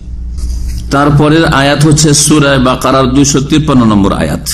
তিলকার রসুল, আয়াতটি এর আগের অংশ। হাফেজ সাহেব, কে হাফেজ? তিলকার রসুল, আল্লাহবাদ, হ্যাঁ, মিনহুম মান কালাম আল্লাহ, তিলকার রসুল, ওই রসুলগণ, জি, ফাদ্দালনা বাদাহুম আলা বাদ, তাদের একজনকে অপরজনের ওপর শ্রেষ্ঠত্ব দিয়েছি, ফজিলত দিয়েছি। সবাইকে এক সমান করিনি, কাউকে কোনো ক্ষেত্রে ফজিলত দিয়েছি। মিনহুম মান কাল্লাম আল্লাহ, তাদের মধ্যে কতকের সাথে আল্লাহ কি করেছেন? কথা বলেছেন। ওয়ারাফা বাদাহুম দারাজাত, আর তাদের কাউকে অন্যের ওপর কি করেছেন? মর্যাদা দিয়ে উঁচু করেছেন। কাউকে কোনো বৈশিষ্ট্য দিয়ে উঁচা করেছেন। জি, সৈয়দুল মুরসালিন খাতামুন নবীন মুহাম্মদুর রাসূলুল্লাহ সাল্লাল্লাহু আলাইহি ওয়াসাল্লাম ইব্রাহিম খলিলুল্লাহকে খলিল হিসাবে আল্লাহ ইত্তাখাযাল্লাহু ওয়াত্তাখাযাল্লাহু ইব্রাহিম খলিলা, এই দিয়ে আল্লাহ রাব্বুল আলামিন তাকে শ্রেষ্ঠত্ব দিয়েছেন বা মর্যাদা উঁচা করেছেন। জি, ওইদিকে মুসা আলাইহিস সালামের সাথে সরাসরি কথা বলেছেন যেসব নবীদের, তাদের একজন মুসা আলাইহিস সালাম কোরআন স্পষ্ট করেছে। কি বলা আছে? মিনহুম মান কাল্লামাল্লাহ, তাদের মধ্যে কতকের সাথে আল্লাহ কি করেছেন? কথা বলেছেন। এতটুকু আমাদের দেখা হয়েছে যে আল্লাহ কিছু কিছু নবীর সাথে কি করেছেন? কথা বলেছেন সরাসরি। যেমন যেমন মুসা আলাইহিস সালামের সাথে, আর নবী মুহাম্মদ সাল্লাল্লাহু আলাইহি ওয়াসাল্লামের সাথে কথা বলেছেন। মিরাজের হাদিস, যাও তুমি 50 ওয়াক্ত নামাজ নিয়ে যাও, তো সরাসরি কথা বলেন নাই। তারপরে মুসা আলাইহিস সালাম ফিরিয়ে দিচ্ছেন, ফিরে গেলেন, হে রব আমার উম্মত পারবে না, ইন্না উম্মতি লা তুতিকু যালিকা, আল্লাহ তুমি একটু হালকা করে দাও, যাও তোমার জন্য এই 5 করে কমাইতে কমাইতে কমাইতে কতবার কথা বলেছেন তাহলে, ঠিক না? কথা বলেছেন। তারপরে একটি হাদিস ইবনে হিব্বান রয়েছে, শেখ সালেহ ফজল হাফেজাল্লাহ উল্লেখ করেছেন বা ইঙ্গিত করেছেন সেদিকে, সেটা প্রমাণ করে যে আদম আলাইহিস সালামের সাথে আল্লাহ কথা বলেছেন। আদম আলাইহিস সালামের সাথে আল্লাহ কথা বলেছেন। আর আসলে তার ঘটনা, আদম আলাইহিস সালাম কে আল্লাহ বললেন যে ওয়ালা তাকরাবু হাযিহি, এই গাছের কাছে যেও না। জি, এটা ওহীর মাধ্যমে হওয়ার সম্ভাবনা আছে, কিন্তু আল্লাহ রাব্বুল তার সাথে কথা বলেছেন, এই কথাটি স্পষ্ট ইবনে হিব্বানের হাদিসটিতে। তারপরের আয়াত হচ্ছে সূরাতুল আরাফের আয়াত নম্বর 143, ওয়ালাম্মা জাআ মূসা লিমিকাতিনা, যখন মূসা আলাইহিস সালাম আমার নির্ধারিত সময়ে আসলো, আল্লাহ বলছেন আল্লাহ সময় বেঁধে দিয়েছে যে মূসা তুমি আসো 40 দিনের জন্য, প্রথম 30 দিন আর তারপরে 10 দিন, মানে 40 দিন থাকলেন। আর কি নেওয়ার জন্য? তাওরাত হাসিল করা, আল্লাহর কাছ থেকে নেওয়ার জন্য। একবারই আল্লাহ কিতাব দিয়েছেন তাওরাত, পক্ষান্তরে কোরআনে কারীম 23 বছরে যখন যেমন সমস্যা এসেছে তখন সমাধান আল্লাহ নাযিল করেছে, এইভাবে নাযিল করেছেন। কিন্তু তাওরাত, ইনজিল, জবুর এগুলি একবারে দিয়ে দেওয়া হয়েছে নবীদের। তো মূসা আলাইহিস সালামকে তাওরাত দেওয়ার জন্য আল্লাহ রাব্বুল তুর পাহাড়ে ডেকেছিলেন। তো সেই কথাই বলছেন সূরা আরাফে, যখন আমার নির্ধারিত সময়ে মূসা আলাইহিস সালাম আসলেন, ওয়া কাল্লামাহু রাব্বুহু, এবং তার প্রতিপালক তার সাথে কথা বললেন। এখানে কাল্লামাহু কথা বললেন। তারপরে আয়াত রয়েছে সূরা মারইয়ামের আয়াত নম্বর 52, ওয়া নাদাইনাহু মিন জানিবি তুরিল আইমানি ওয়া কাররাবনাহু নাজিয়া। আল্লাহ বলছেন যে মূসা আলাইহিস সালামকে আমি ডাক দিলাম। ডাক দিলে কথা বলা লাগে না? লাগে না? এতটাই যথেষ্ট আল্লাহর কালাম প্রমাণ করার জন্য। জি, আমি তাকে ডাক দিলাম, মানে মূসা আলাইহিস সালামকে, মিন জানিবি তুরিল আইমান, তুর পর্বতের ডান দিক হতে, তুর পাহাড়ের ডান দিক থেকে তাহলে আল্লাহর পক্ষ থেকে ডাকটা এসেছিল। ওয়া কাররাবনাহু নাজিয়া, এবং তাকে গোপন আলাপের মাধ্যমে নৈকট্য দান করেছিলাম। ওয়া কাররাবনাহু নাজিয়া, গোপন আলাপের মাধ্যমে, নাজিয়া মুনাজাত থেকে, চুপি সারে কথা বলা, গোপন আলাপের মাধ্যমে আল্লাহ কি করেছেন মূসা আলাইহিস সালামকে? কাররাবনাহু, বলছেন যে আমি তাকে নৈকট্য দান করেছি, আমার নিকটবর্তী করেছি। এটা একটা তরজমা করলাম, এই কাররাবনাহু নাজিয়া। আর একটা তরজমা হচ্ছে একটু পার্থক্য, বা কাররাবনাহু, তাকে নিকটবর্তী করেছিলাম, নাজিয়ান, গোপন আলাপের উদ্দেশ্যে, তাকে কাছে ডেকেছিলাম। কাছে গোপন আলাপ করলে কি করতে হয়? কাছে ডাকতে হয়। আল্লাহ তো দূরতেই কথা বলে নিতেন, যে মূসা আলাইহিস সালাম কওমের মধ্যে আছে, আল্লাহ কথা বলে নিতেন। কিন্তু তুর পাহাড়ে আল্লাহ ডাকলেন, কাছে ডেকে আল্লাহ কথা বলছেন। তাহলে এখানে নৈকট্য লাভ, সান্নিধ্য লাভের অর্থ আর থাকছে না। তখন কি হচ্ছে? আমি কাছে ডেকেছিলাম, কাররাবনাহু, আমি তাকে কাছে ডেকেছিলাম, নাজিয়া, গোপন আলাপের উদ্দেশ্যে, গোপন আলাপের উদ্দেশ্যে। যাই হোক, এখানে যেটা দেখানো হচ্ছে সেটা হচ্ছে যে আল্লাহ রাব্বুল মূসা আলাইহিস সালামকে কি করলেন? ডাক দিলেন তুর পাহাড়ের ডান সাইড থেকে, তার মানে কথা বলেছেন, ডাক দিয়েছেন তো কথা বলেছেন। তারপরে আজ সূরা শুআরার আয়াত নম্বর 10, মহান আল্লাহ বলেছেন, ওয়াইজ নাদা রাব্বুকা মূসা, স্মরণ করো ওই ঘটনাকে যখন হে নবী তোমার প্রতিপালক মূসা আলাইহিস সালামকে ডেকেছিলেন। ডেকে কথা বলেছিলেন, ডাক দিয়ে কি বলেছিলেন? আনিতিল কওমাল জালিমিন, যে তুমি জালেম সম্প্রদায়ের কাছে যাও, বানিনি। হেদায়েতের উদ্দেশ্য, জালেম সম্প্রদায় হচ্ছে ফেরাউন, হামান, ফেরাউনের সেনাবাহিনী, ফেরাউনের দরবারি যারা, তাদের কাছে যাও। আনে এতে মানে আসো, আসা যাওয়া, যাওয়ার অর্থ হইতে পারে, কিন্তু শাব্দিক অর্থ আতায়াতি মানে আসা। জালেম সম্প্রদায়ের কাছে যাও। তাহলে আল্লাহ ডাক দিয়েছেন, আল্লাহ কথা বলেছেন এখানেও। তারপরে আয়াত সূরা আরাফের আয়াত নম্বর 22, আল্লাহ বলছেন ওয়ানাদাহুমা রাব্বুহুমা, আদম আলাইহিস সালাম এবং তার স্ত্রী হাওয়া আলাইহাস সালাম বা রাদিয়াল্লাহু আনহা, যাই বলেন সবটি ঠিক আছে। জি, উভয়কে আল্লাহ ডাকলেন, ওয়ানাদাহুমা দ্বিবচন, দুইজনকে আল্লাহ ডাক দিলেন। কি বলে? আলাম আনহাকুম আন তিলকুমা শাজারা, তোমাদের দুইজনকে কি আমি নিষেধ করিনি এই গাছ থেকে, এই গাছের কাছে যেতে, এই গাছের ফল খেতে? এটা কখন আল্লাহ ডেকে বলেছিলেন বা কখন এই কথাটি বলেছিলেন? যখন তারা খেয়ে ফেলেছে, ওই গাছের কাছে গিয়ে গাছের ফল খেয়ে ফেলেছে। শয়তানের প্ররোচনায় জি সে কাজ করে ফেলেছে। শয়তান কিন্তু ঘৃণিত ভাবে কোনো কিছু পেশ করে না, সাজিয়ে সাজিয়ে পেশ করে। কোন মানুষকে পাপে লিপ্ত করার ক্ষেত্রে শয়তান জঘন্য করে পেশ করে না, যতই জঘন্য কাজ হোক সেটাকে সাজিয়ে সাজিয়ে পেশ করে। কোরআনে এই বিষয়টি বেশ কিছু আয়াতে বর্ণনা করা হয়েছে। যত জাতিকে গোমরাহ করেছে শয়তান, ওয়াযায়্যানা লাহুমুশ শায়তানু আমালাহুম, শয়তান তাদের কাজগুলিকে, অপকর্মগুলিকে সুসজ্জিত করে পেশ করেছে, অলংকৃত করে পেশ করেছে, সাজিয়ে সাজিয়ে চমৎকার করে পেশ করেছে, জি আকর্ষণীয় করে পেশ করেছে। যে কোনো পাপ, যে কোনো পাপের ক্ষেত্রে, শিরক হোক আর বিদআত হোক আর দুনিয়াদারির ক্ষেত্রে যতগুলি পাপ রয়েছে, শাহওয়াতের কারণে হোক, কুপ্রবৃত্তির কারণে হোক, অথবা শুবহাতের কারণে হোক, যারা শিরক করে শয়তান সাজিয়ে পেশ করেছে। শয়তান ওয়াসওয়াসাতে এটা কথা বলেনি যে তুই আল্লাহর বান্দা আর তুই একটা মৃতকে ডাকবি, এরকম বললে তো ঘৃণা ছড়াবে, তো পূজা হবে না, কবর মজার পূজা হবে না, হবে? এরা আল্লাহর ওলি ছিল, এত আল্লাহর খাস লোক ছিল, সরাসরি তুই ওপরে পৌঁছতে পারিস? হ্যাঁ, সিঁড়ি তো লাগবে, মাধ্যম লাগবে, ওসিলা তো লাগবে, এরাকে ছাড়া তুই পৌঁছতে পারবি না। হ্যাঁ, আর এদের ইজ্জত এহতেরাম করবি না, এদেরকে যদি সেজদা না করিস, হ্যাঁ, এদের কাছে কিছু যদি না চাস, তাহলে তুই বেয়াদবি করলি, বেয়াদবি করলি তুই, তাহলে তুই আদব কায়দা জানিস না। বোঝা গেছে না? এভাবে মুশরিক বানিয়েছে। জি, ওলিয়া উলিয়া অসাধারণ ক্ষমতা রাখে, গায়বী ক্ষমতা রাখে, এরা ইলমে লদুন্নি রাখে। জি, এইভাবে শয়তান সাজিয়ে সাজিয়ে পেশ করেছে। বিদআত করাতে গিয়ে সারা বছর নবীর ওপর একবার দুরূদ পেশ করতে পারিস না। হ্যাঁ, দিন চলে যাচ্ছে, সপ্তাহ চলে যাচ্ছে, মাস চলে যাচ্ছে, বছর চলে যাচ্ছে, নবীর কত নাফরমানি করছিস, আর নবীর হক আদায় করতে পারছিস না, নবীর পর দুরূদ শরীফ পেশ করতে পারছিস না। একটা দিন তো পেশ কর, একটা দিন তো পেশ কর, সেটা হলো 12 বেলা ঈদে মিলাদুন নবী কর। জি হ্যাঁ, মোনাজাত, সম্মিলিত মোনাজাত। আমরা পাপি তাপি কত পাপ করছি। ইমাম সাহেব নেক মানুষ, ইমাম সাহেবের দোয়া যখন কবুল হবে তার ওসিলে আমাদের দোয়াগুলো কবুল হবে। এটা একটা শয়তান সাজিয়ে পেশ। আর একটা হলো যে 10টা হাত উঠলে সবগুলি নাফরমান হাত নাই, কোন একজনের ওসিলে বাকি সবাই পেয়ে যাবে। এটা বাংলাদেশে খুব চড়িয়ে আছে কথা, আছে না? নেই।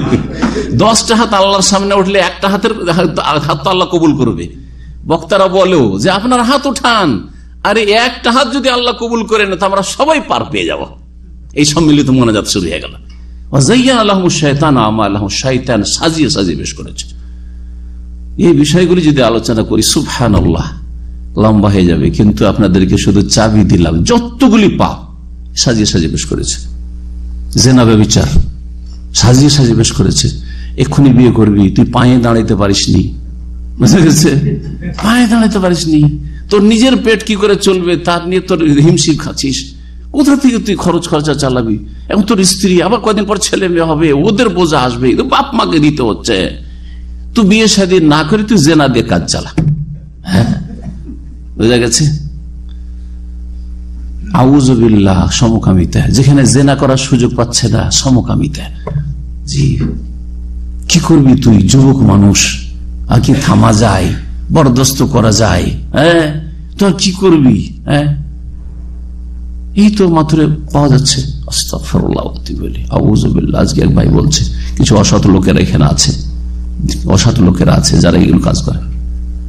জি হ্যাঁ,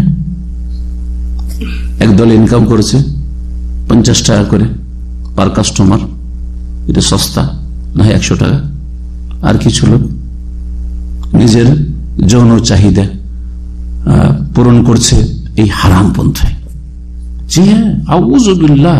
অবাক হয়ে গেলাম শুনে এক ভাইয়ের কাছ থেকে, অবাক হয়ে গেলাম। তো কথা হচ্ছে যে শয়তান এই পাপগুলিকে সাজিয়ে সাজিয়ে পেশ করছে। যারা হারাম খাচ্ছে, সুদ খাচ্ছে, যারা ঘুষ খাচ্ছে, ঘুষ খাওয়া বিষয় ওর কাছেও সাজিয়ে সাজিয়ে শয়তান পেশ করছে। যে সরকার বেতন দেয়, এই বেতনে তোর কি করে সংসার চলবে? তোর ছেলেগুলোকে কি করে ডাক্তার ইঞ্জিনিয়ার বানাবে? একটা ডাক্তার বানাতে তোকে ডোনেশন দিতে হবে 30 লক্ষ টাকা। কোথায় পাবি তুই? ঘুষ খা, হ্যাঁ, সুদ খা। বুঝতে পারছেন? সুদ করে দেন। আমার টাকাটা কি বাঞ্ঝা নাকি? বুঝলেন? বাঞ্ঝা, বন্ধে, বুঝলেন না? বাঞ্ঝা, আমার টাকাটা কি বন্ধা নাকি, বাঁধা নাকি? টাকাটা আমার যদি ব্যবসা লাগাইতাম তো আমার ইনকাম হইতো না। তা আপনাকে ধার দিয়ে রাখলে অসুবিধাটা কি? এটা আবার সুদ কেন হবে? শয়তান সাজিয়ে সাজিয়ে পেশ করছে। জি, প্রত্যেকটা পাপকে শয়তান সাজিয়ে পেশ করেছে। আদম আলাইহিস সালামের সামনেও সাজিয়ে পেশ করেছে। আদম জানো সব খেতে বললো, এটা কেন মানা করলো আল্লাহ? এইটা কেন নিষেধ? জানো রহস্য আছে। কি রহস্য আছে? এইটা খেলে সারা জীবন তুমি থাকতে হবে জান্নাতে। নাহলে কখন বের করলো তোমাকে? কখন তোমাকে বের করলো? আউযুবিল্লাহ। শয়তান যে কিভাবে লেগে আছে মানুষকে গোমরাহ করার জন্য। তোমাকে চিরকাল আল্লাহ থাকতে দেবে না, সেই জন্য এই গাছটা খেতে নিষেধ করেছে। এটার নাম শাজারাতুল খুলদ। হাল আদুল্লুকা আলা শাজারাতুল খুলদে ওয়া মুলকিন লা ইয়াবলা। তোমাকে একটা এমন গাছ বাতিয়ে দেব, সেই গাছের নামই হচ্ছে শাজারাতুল খুলদ, স্থায়িত্বের গাছ। খেলে স্থায়ী ভাবে চিরকাল তুমি জান্নাত থাকতে পারবে। অমুলকিন, আর এমন রাজত্ব পেয়ে যাবে লা ইয়াবলা, যেটা ক্ষয় হওয়ার না, শেষ হওয়ার না। কথা তো ঠিক। আর তারপরে স্ত্রী তো বুঝতেই পারেন স্ত্রী যে কত প্রভাব আছে। বড় বড় ভাইয়া ভাবু, স্ত্রীর কাছে সবাই কাবু। জি, কথা বোঝা গেছে? জি, স্ত্রী, হ্যাঁ, বড় বড় অফিসারের কাছে ঘুষ দেয় স্ত্রীর মাধ্যমে, জানেন কিনা? হ্যাঁ, এই বড় ইলিশ মাছ নিয়ে চলে আসলো, এই এক ইলিশ মাছে সব ওর কেস টেস্ট জজের সব পাল্টিয়ে গেল, সব পাল্টিয়ে গেল। ওর স্ত্রীকে শুধু মাছটা ধরিয়ে দিয়েছে, অথবা আর কিছু ধরিয়ে দিয়েছে, ব্যাস কাজ হয়ে গেছে। জি, আল্লাহুল মুস্তাআন। শয়তান কিভাবে গুমরাহ করছে। জি, কালামুল্লাহ, আল্লাহ কথা বলেন। হ্যাঁ, এই হচ্ছে আলোচ্য বিষয়। কি বলছিলাম? আল্লাহ বলছেন আল্লাহ আনহাকুম আন তিলকুম আশ-শাজারাতে, তোমাদেরকে এই তোমরা স্বামী স্ত্রী উভয়কে কি নিষেধ করিনি আমি এই গাছ থেকে? ওয়া কুল লাকুম, আর এই কথাও কি বলে দিইনি ইন্নাশ শাইতানা কানা লাকুম আদুওয়াম মুবিনা, শয়তান তোমাদের প্রকাশ্য শত্রু, এটাও জানিয়ে দিনি? তাহলে আল্লাহ সবকিছু করে দিয়েছেন, কিন্তু আল্লাহ বলেছেন এই গাছের কাছে যেও না, আর আল্লাহ এটাও বলে দিয়েছেন শয়তান কিন্তু দুশ্মন বলা আছে। তারপরেও কেন? ঠিক আছে, যত সাজিয়ে পেশ করুক, আল্লাহ তো বলে রেখেছেন যে শয়তান দুশ্মন, দুশ্মনের কথা শুনবো কেন? ঠিক না? তারপর আদম আলাইহিস সালাম শুনলেন কেন? এর উত্তর কি আছে? হ্যাঁ, স্ত্রীর কারণে শুনেন না? হ্যাঁ, মাশাআল্লাহ, ঠিক আছে। আল্লাহ কোরআন আরেকটি আয়াতে বলেছে ফানাসিয়া ওয়ালাম নাজিদ লাহু আজমা। আদম আলাইহিস সালাম ভুলে গেছিলেন যে আল্লাহ বলেছেন যে এখানে যেও না, এটা খেয়েও না, আর শয়তান তোমার দুশ্মন, আর তাকে দৃঢ় প্রতিজ্ঞ আমি পাইনি। আল্লাহ বলছে ওয়ালাম নাজিদ লাহু আজমা, তাকে দৃঢ় প্রতিজ্ঞ পাইনি। দৃঢ় সংকল্প যদি থাকে তাহলে পদস্খলন ঘটবে না যে কোনো বিষয়ে। এটা পাপ থেকে তওবা করার পরে বহুবার কিন্তু ওই পাপে লিপ্ত মানুষ হচ্ছে। কিসের জন্য? আবার বহুবার আস্তাগফিরুল্লাহ আস্তাগফিরুল্লাহ পড়ছে। কত যে আস্তাগফিরুল্লাহ পড়ছে, পাপ করে আবার আস্তাগফিরুল্লাহ পড়ে, আবার পাপে লিপ্ত হয়। যাদের পাপ করা বদ অভ্যাস, হস্তমৈথুনের বদ অভ্যাস আছে, এইরকম লোক ভালো করে জানে, বদ অভ্যাস আছে, ব্লু ফিল্ম দেখার বদ অভ্যাস আছে, এইরকম যে কোনো পাপের আস্তাগফিরুল্লাহ আস্তাগফিরুল্লাহ, আবার ওই কাজ করছে, আস্তাগফিরুল্লাহ আস্তাগফিরুল্লাহ, আবার ওই কাজই করছে 2-4 দিন পরে। কি জন্য? আজম নেই, ওয়ালাম নাজিদ লাহু আজমা, দৃঢ় প্রতিজ্ঞ নয় সে। জি, তো দৃঢ় প্রতিজ্ঞ হইতে হবে। তওবার শর্তের মধ্যে একটি শর্ত হচ্ছে আল আজম আল্লাহ ইয়াউদা, দৃঢ় প্রতিজ্ঞ হইতে হবে যে আর কোনদিন এই পাপে ফিরে আসবো না। এর জন্য যোগাযোগ বন্ধ করতে হবে। যেখানে গেলে আবার এই পাপ হইতে পারে ওইখানে যেতেই হবে না, যেখানে গেলে পাপ হইতে পারে ওখানে যেতে হবে না। কোন একটা মেয়ের সাথে প্রেম হয়ে গেছে, হ্যাঁ, বারবার কিন্তু মনটা চাইছে একটু কথা বলে দেখি, একটু কথা বলে দেখি, আস্তাগফিরুল্লাহ বলে পড়ে আর 2-4 দিন কথা বলেন, আবার দেখি একটু কি অবস্থায় আছে। এই যে আজম নেই, দৃঢ় প্রতিজ্ঞ হইতে হবে, জি জীবনে আর ফিরবো না, ওই নাম্বারে ডিলিট করে দেন। কথা বোঝা গেছে? তারপরে একবারে মনকে এমন শক্ত করেন যে আমি তো ডিলিট করলাম, সে যদি কল দেয় রিসিভ করবো না। এরকম বহু ঘটনা আমাদের কাছে আসে, সেই জন্য বলছি আপনাকে। এক ছেলে এরকম ফেঁসেছে, এখানে 8-10 বছর আগের ঘটনা। আর ফাঁসার পরে এখানে সে আমাকে এসে কেঁদে কেঁদে বলছে যে আমি এখন পেরেশান হয়ে গেছি, পড়ে গেছি, কানা ওর জন্য জানাজানি হয়ে গেছে, চাকরি যাচ্ছে ওর, এক তো চাকরি যাচ্ছে, রুজিতে আঘাত লেগেছে, তওবা করতে চায়। এবার যে ওর টেলিফোন করিয়েন না, বলছে যে শেখ আমি টেলিফোন করি না, কিন্তু সে টেলিফোন করে একবার পেরেশান করে দিচ্ছে। টেলিফোন আসে, উঠায় না, যখন 10-20 বার 50 বার যখন আসছে তখন মায়া লেগে যাচ্ছে, আবার উঠিয়ে নিচ্ছি। আউযুবিল্লাহ। এই যে আজম নাই, যার ফলে তওবা হবে না, এরকম লোক দিয়ে কখনো তওবা হবে না। যে কোনো পাপের ক্ষেত্রে একেবারে শক্ত হইতে হবে। এলাকা ছাড়তে বলা হয়েছে, যে এখানে থাকলে পাপ হইতে পারে, এলাকা ছেড়ে দিতে হবে। যে দেখেন যেখানে থাকলে আবার কখন দেখা শেখাতে হবে, আবার বা এই পাপের কাছে আবার যাব না, এদের কাছে বসবো না, রুম ছেড়ে দিতে হবে। ওই রুমে পাপটা হচ্ছে, আমি তওবা করছি, বারবার আবার ফিরে যাচ্ছি, তাহলে রুমে ছেড়ে দিতে হবে। এইভাবে এক কথাই সম্পর্ক ছিন্ন করে যেমন ভাবে দৃঢ় প্রতিজ্ঞ হইতে হয়। আল্লাহু আকবার। তারপরে আল্লাহ বলছেন সূরা কাসাসের আয়াত নম্বর 65, ওয়ায়াউমা ইউনাদিহিম, স্মরণ করো সেই কিয়ামতের দিবসকে, যেদিন মানব জাতিকে আল্লাহ ডাকবেন, ডাক দিয়ে বলবে, সমস্ত মানুষকে আল্লাহ ডাকবেন আর সবাই শুনবে। ফায়াকুলু, অতঃপর আল্লাহ বলবেন ডেকে এই কথা, কি বলবেন? মাযা আজাবতুমুল মুরসালিন, তোমরা রাসূলগণকে কি জবাব দিয়েছিলে?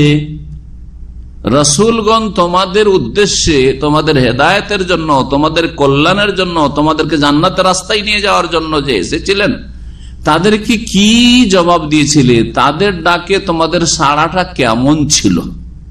আজাবা ইউজু মানে জবাব দেওয়া, ডাকে সাড়া দেওয়া, দুটোই অর্থ হয়। কি ধরনের সাড়াটা দিয়েছিলে? অর্থাৎ তারা যে দাওয়াত নিয়ে এসেছিলেন সেই দাওয়াত কি কবুল করেছিলে? যদি নবীর জামানা পেয়ে থাকেন তাহলে সরাসরি, আর যদি নবী সাল্লাল্লাহু আলাইহি ওয়াসাল্লাম বা আম্বিয়া রাসূলগণের জামানা না পেয়ে থাকে তো পরবর্তী নবীর দাওয়াতটা তো মওজুদ আছে না? নাই, নবীর দাওয়াত আছে। সুতরাং এই নবীর দাওয়াতের ক্ষেত্রে তোমার আচরণটা কেমন ছিল? মাযা আজাবতুমুল মুরসালিন, এটা এই নয় যে শুধু নবী সাল্লাল্লাহু আলাইহি ওয়াসাল্লামের জামানার লোকদেরকে জিজ্ঞাসা করা হবে, অথবা ইব্রাহিম খলিলুল্লাহর জামানার লোকদেরকে জিজ্ঞাসা করা হবে যে তোমরা ইব্রাহিম এসেছিলেন তখন কি জবাব দিয়েছিলে, মুসা এসেছিলেন তখন এই তোমরা কি জবাব দিয়েছিলে, তোমাদের ভূমিকাটা কি ছিল? না, যতদিন পর্যন্ত এই নবুয়তের সিলসিলা আছে, আগের নবীদের ক্ষেত্রে শেষ নবী মুহাম্মদ সাল্লাল্লাহু আলাইহি ওয়াসাল্লাম আসা পর্যন্ত, আর শেষ নবী মুহাম্মদ সাল্লাল্লাহু আলাইহি ওয়াসাল্লামের দাওয়াতের ক্ষেত্রে কিয়ামত পর্যন্ত যত মানুষ আসবে, প্রত্যেক উম্মতকে, প্রত্যেক মানুষকে, মুসলিম হোক অথবা অমুসলিম হোক, উম্মতে ইজাবা হোক যারা কবুল করেছে, অথবা উম্মতে দাওয়া হোক, অর্থাৎ অমুসলিমরা হোক, সকলকে আল্লাহ কিয়ামতের দিন জিজ্ঞেস করে, মাযা আজাবতুমুল মুরসালিন, রাসূলগণকে কি জবাব দিয়েছিলে তোমরা? হ্যাঁ বলে না না বলে, মানবো বলে না মানবো না, কালেমা পড়লাম না পড়বো না বলেছিলে? জি, নামাজ পড়বো, পড়ছি, শুরু করছি, করে দিয়েছি, নাকি নামাজটা পড়তে পারবো না, 3 ওয়াক্ত পারবো, 4 পারবো, ফজর পারবো না? মাযা আজাবতুমুল মুরসালিন, রাসূলগণকে কি জবাব দিয়েছিলে তোমরা? আল্লাহ কিয়ামতের দিন এই প্রশ্ন প্রত্যেককে করবেন, ডাক দিয়ে করবেন। তার মানে আল্লাহ কিয়ামতের দিনে সমস্ত মানুষের সাথে কথা বলবেন, কালামুল্লাহ, আল্লাহর কথা বলা প্রমাণ হইল। তারপরের আয়াত 12 নম্বর আয়াত, 16টি আয়াত শোনাবো বলেছি, কিতাবে আছে। তো 12 নম্বর আয়াত হচ্ছে সূরা তাওবার আয়াত নম্বর 6। মহান আল্লাহ ইরশাদ করেছেন, ওয়াইন আহাদুম মিনাল মুশরিকিন ইস্তাজারাক, যদি কোন মুশরিক, হে নবী বা হে মুসলিম, তোমার কাছে আশ্রয় তলব করে, ইস্তাজারা মানে ইস্তামানা, নিরাপত্তা তলব করে। কোন মুশরিক, কোন অমুসলিম এসে কোন মুসলিমের কাছে নিরাপত্তা চাইছে যে আমাকে একটু নিরাপত্তা দেন, আমি আপনার কাছে আশ্রয় নিতে চাই এবং আপনাদের ধর্ম কিছু শিখতে চাই, দিন শিখতে চাই, এই উদ্দেশ্যে সে ক্ষতিকর উদ্দেশ্য নয়, গোয়েন্দাগিরি করার উদ্দেশ্য নয়, ব্যক্তি মুসলিম ব্যক্তি বা পরিবার বা সমাজ বা জাতিকে ধ্বংস করার উদ্দেশ্য নয়, নাশকতার জন্য নয়, বরং সে উপকৃত হতে চায়। জি, মুসলিমদের থেকে, ইসলাম থেকে, কোরআনে কারীমের কথা শুনতে চায়, ইসলামের কথা শুনতে চায়, এই কথা বলা হচ্ছে।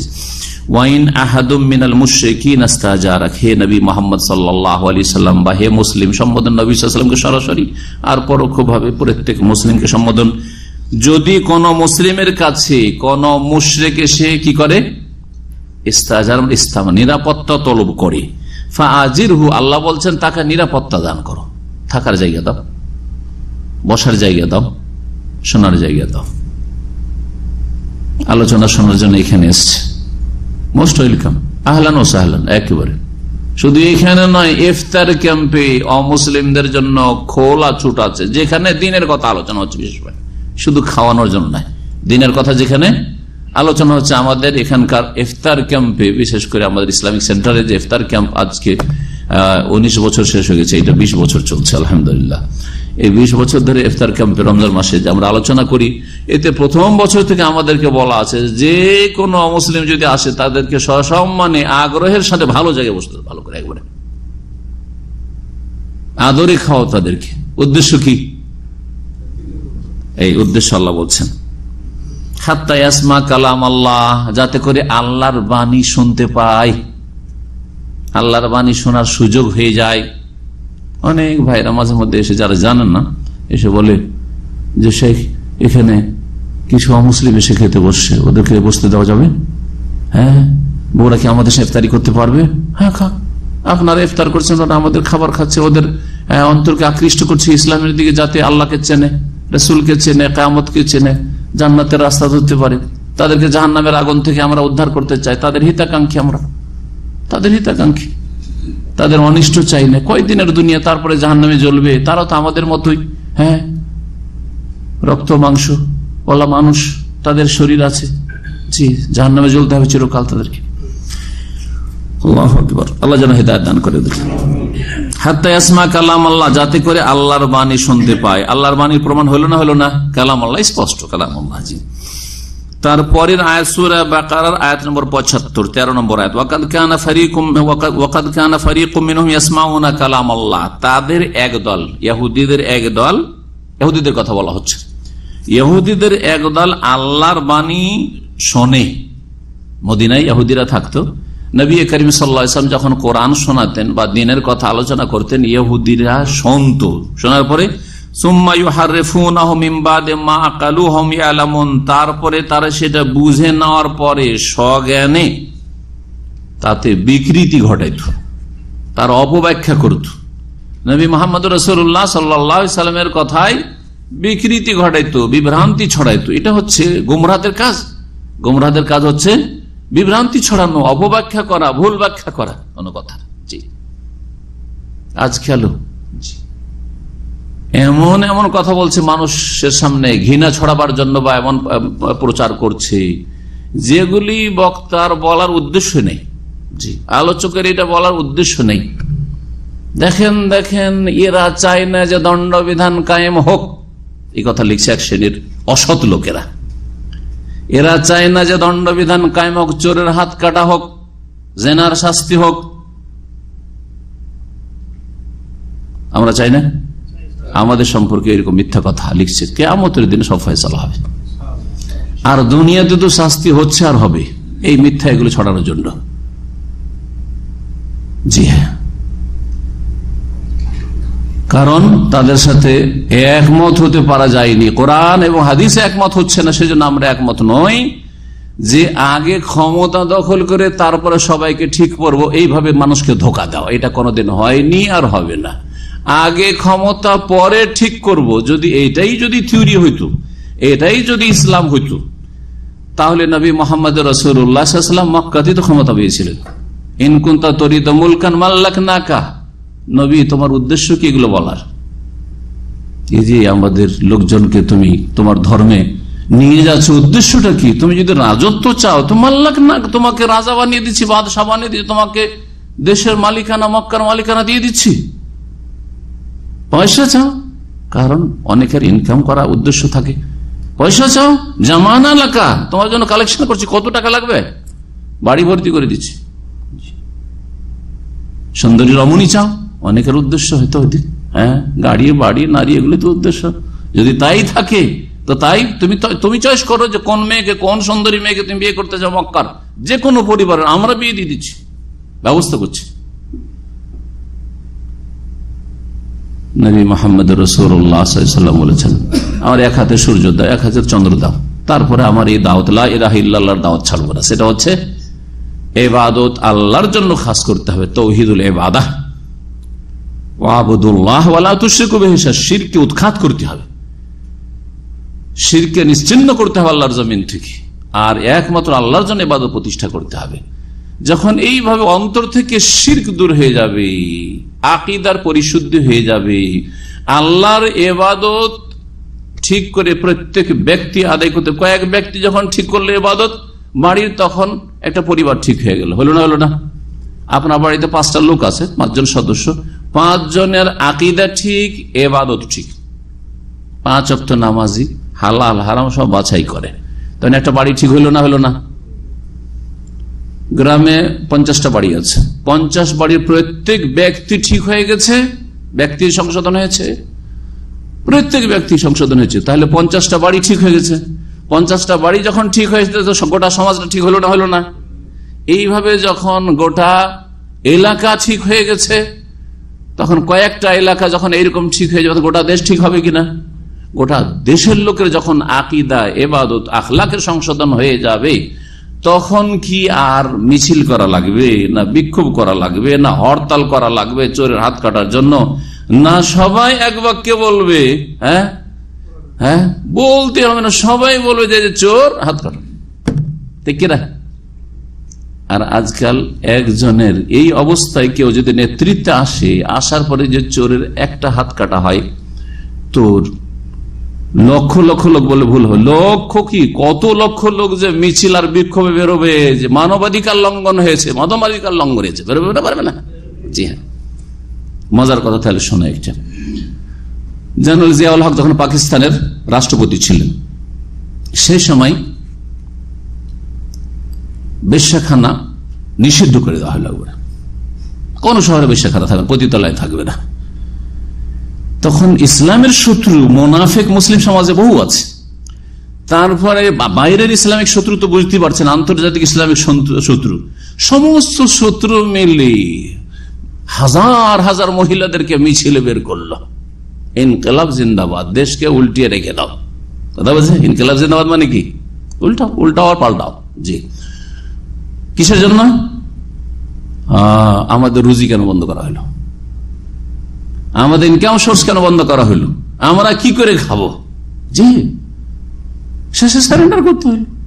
কারণ এদের সাথে বহু লোক রয়েছে, বড় বড় নেতারা রয়েছে, হ্যাঁ, যারা রক্ষক তারা ভক্ষক হয়ে রয়েছে। কোথা থেকে হবে? জি, চোরের যদি হাত কাটেন, কোন চোরের হাত কাটবেন? ওই গরিব চোরের শুধু হাত কাটবেন, না বড় বড় নেতা চোরে আছে হাত কাটা সম্ভব হবে? কিন্তু যখন সবার সংশোধন হয়ে যাবে, যেমন ভাবে নবী করিম সাল্লাল্লাহু আলাইহি ওয়াসাল্লামের সাহাবায়ে কেরামদের সংশোধন হয়েছে, তাবেঈনদের সংশোধন হয়েছে, হ্যাঁ তাবেঈন সংশোধন হয়েছে, তখন এমনিতে চোরের হাত কাটলে সবাই, গোটা দেশবাসী খুশি হবে, একজন লোক রাস্তায় বেরোবে না। এটা হচ্ছে ইসলামী আইন বাস্তবায়নের তরিকা। আর তারপরে যার উপর যতটা ফরজ ততটা আদায় করলে তার ইসলাম কায়েম হয়, যার উপর যতটা ফরজ ততটা আদায় করলে ইসলাম কায়েম হয়। এই জাহেলরা এমন ভাবে, আর অসৎ শুধু জাহেল না, জাহেলের সাথে সাথে জালুমান জাহুলা, জাহেলও তার সাথে সাথে অজ্ঞ দিন সম্পর্কে, আর 2 নম্বর জাহেলটা কোনো গাল নয়, কিন্তু এটাও আবার ছড়াচ্ছে, জাহেল বলে গাল দিচ্ছে। জাহেল কোনো গাল না, আল্লাহ কোরআনে বলেছেন আল্লাহ গাল দিচ্ছেন নাকি? কত জায়গায় রয়েছে হ্যাঁ জাহাল কথাটি কোরআনে কারীমে। ইন্না আরাদনা আল আমানাতা আলাস সামাওয়াতি ওয়াল আরদি ওয়াল জিবাল ফাআবাইনা ইয়াহমিলনাহা ওয়া আশফাকনা মিনহা ওয়া হামালাহাল ইনসান ইন্নাহু কানা যালুমান জাহুলা। মানুষ হচ্ছে জালেম আর জাহেল, আল্লাহ বলছেন। জালেমান জাহেলা বলেননি, জালুমান জাহুলা, মানে বড় জালেম বড় জাহেল, মুবালাগার সেগা, বড় জালেম বড় জাহেল। এটা হচ্ছে মানুষের আসল ব্যতিক্রম, হচ্ছে যে আল্লাহর দিন শিখলো, সূরা আসরের বাস্তবায়ন করলো, সে এর ব্যতিক্রম। আর বাকি যতগুলি ক্ষতিগ্রস্ত লাফি খোঁজ সবগুলো হচ্ছে জালুমান জাহুলা, জালুমান জাহুলা। তো এরা কত বড় জালেম আর জাহিল, যে যার ক্ষমতা নেই তার উপরে এই ক্ষমতা বোঝা চাপাচ্ছে। উদাহরণ দিয়ে বোঝায়, খুব ছোট্ট উদাহরণ দিই, যখন আলোচনা আসলো এটা পূর্ণ করার জন্য। একজন লোকের ইসলামের রকুন কয়টি? ইসলামের খুঁটি কয়টি? 5টি। এই 5টি খুঁটির মধ্যে একজন লোক, তার জবান আছে, বাকশক্তি চলছে, লা ইলাহা ইল্লাল্লাহ শাহাদাত দিতে পারবে, ঠিক না? আশহাদু আল্লা ইলাহা ইল্লাল্লাহ ওয়া আশহাদু আন্না মুহাম্মাদান রাসূলুল্লাহ পড়বে, ঠিক না? এটা শরীর সুস্থ আছে, সচেতন আছে, বেহুশ হয়নি, মরে যায়নি, তাহলে তার 5 ওয়াক্ত নামাজ পড়বে, ঠিক না? শরীর সুস্থ আছে, সফরেও না, সে রোজা রাখবে, ঠিক না? ঠিক না? বাকি পয়সা নেই, তার যাকাত আছে, খেয়ে দিয়ে শেষ, দিনে যা কিছু ইনকাম হয় খেয়ে দিয়ে শেষ, কোন রকম করে চলছে, যাকাত আছে? সারা জীবন যদি যাকাত না দেয় তাহলে তার দিন কায়েম হইল না? হইল না? না না না, দিন কায়েম হয়নি। কারণ দিন কায়েমের ভুল ব্যাখ্যা করা হয়েছে, গোমরা করা হয়েছে মানুষকে। এই লোকের দিন কায়েম আছে, কারণ তার ফরজ 3টা ফরজ সে আদায় করছে। বুঝা গেছে কিনা? সারা জীবন হজ নসিব হইল না, সারা জীবন ওমরা করতে পারল না, তার দিন কায়েম আছে কি নাই? কারণ যতটা তার ফরজ সে আদায় করেছে। কিন্তু আরেকজন আপনাদের মতো লোক এখান থেকে 100 টাকা তোমরা করতে পারবে, হজ করতে পারবে, ধরেন 2-3 হাজার টাকা বা 4,000-5,000, অথবা মক্কার লোক অল্প পয়সাতে ধরেন হজ করতে পারবে, আর সেই ব্যক্তি হজ করলো না, তো বলবো সে দিন কায়েম করলো না, তার ঠিক না? সে দিন কায়েম করলো না। যতই দিন কায়েম করুক, কিন্তু হজ করেনি, হজ না করে মক্কায় চাকরি করে চলে গেল, তাহলে সে দিন কায়েম করে না। বোঝা গেছে? জি হ্যাঁ। তো যার যতটা ক্ষমতা আছে তাকে আল্লাহ ততটা দায়িত্ব দিয়েছেন। লা ইউকাল্লিফুল্লাহু নাফসান ইল্লা উসআহা। রাষ্ট্রীয় নেতা, দেশের শাসক, তার ক্ষমতা আছে চোরের হাত কাটবে, তার দিন কায়েম করার একটা অংশ হচ্ছে ইসলামী দণ্ডবিধান কায়েম করা। কিন্তু আমার মতো একজন দায়ী অথবা কোন মুফতি, কোন আলেম, কোন তালেব ইলম, কোন শেখ, তার কি ক্ষমতা আছে? আমার ক্ষমতা কি আছে? আপনাদের চাইতে বেশি আছে ক্ষমতা, অবশ্যই। কি ক্ষমতা আছে আপনাদের? ক্ষমতা ইসলামের ওই 5টা রুকুন আদায় করতে পারবেন। উদাহরণস্বরূপ বলছে, আরো মেলা হালাল হারাম আছে, তো সেগুলো আপনার জীবনের সাথে যেগুলো সম্পর্কিত সেগুলো সব ঠিক আছে, মোটামুটি যথাসাধ্য ঠিক রাখছেন। অতিরিক্ত আমার যে ক্ষমতাটি আছে, যেটা হয়তো আপনাদের নেই, সেটা হচ্ছে যে আমার কাছে কিছু এলেম আল্লাহ দিয়েছেন, সেটা আমি বিতরণ দিতে পারবো। সুতরাং আমাকে এই এলেম দিতে হবে, যদি না দিই তো আমার দিন কায়েম করলাম না। এবার বোঝা গেছে?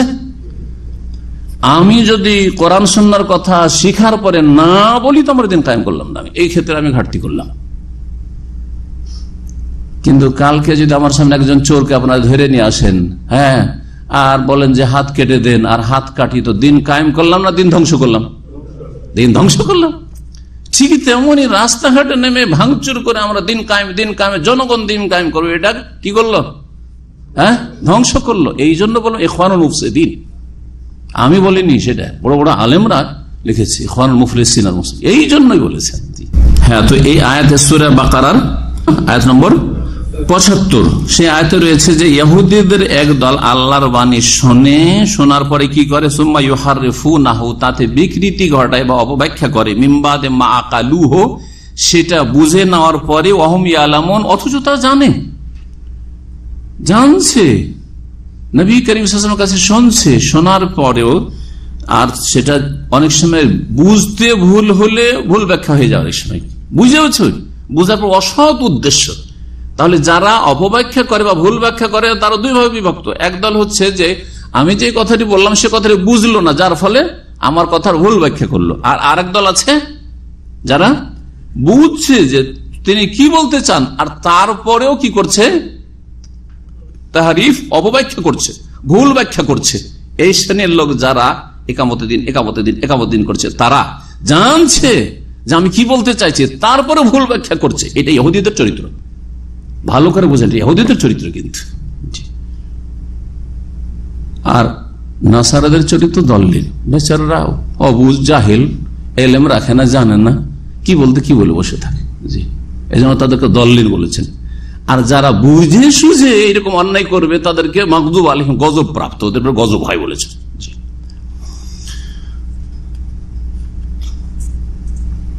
তারপরের আয়াত 14 নম্বর আয়াত বলছেন, ইউরিদুনা ইউবাদদিলু কালাম আল্লাহ, এরা চায় যে আল্লাহর বাণীকে পাল্টিয়ে দেবে, আল্লাহর কথাকে পরিবর্তন করে দেবে, এটা চাই।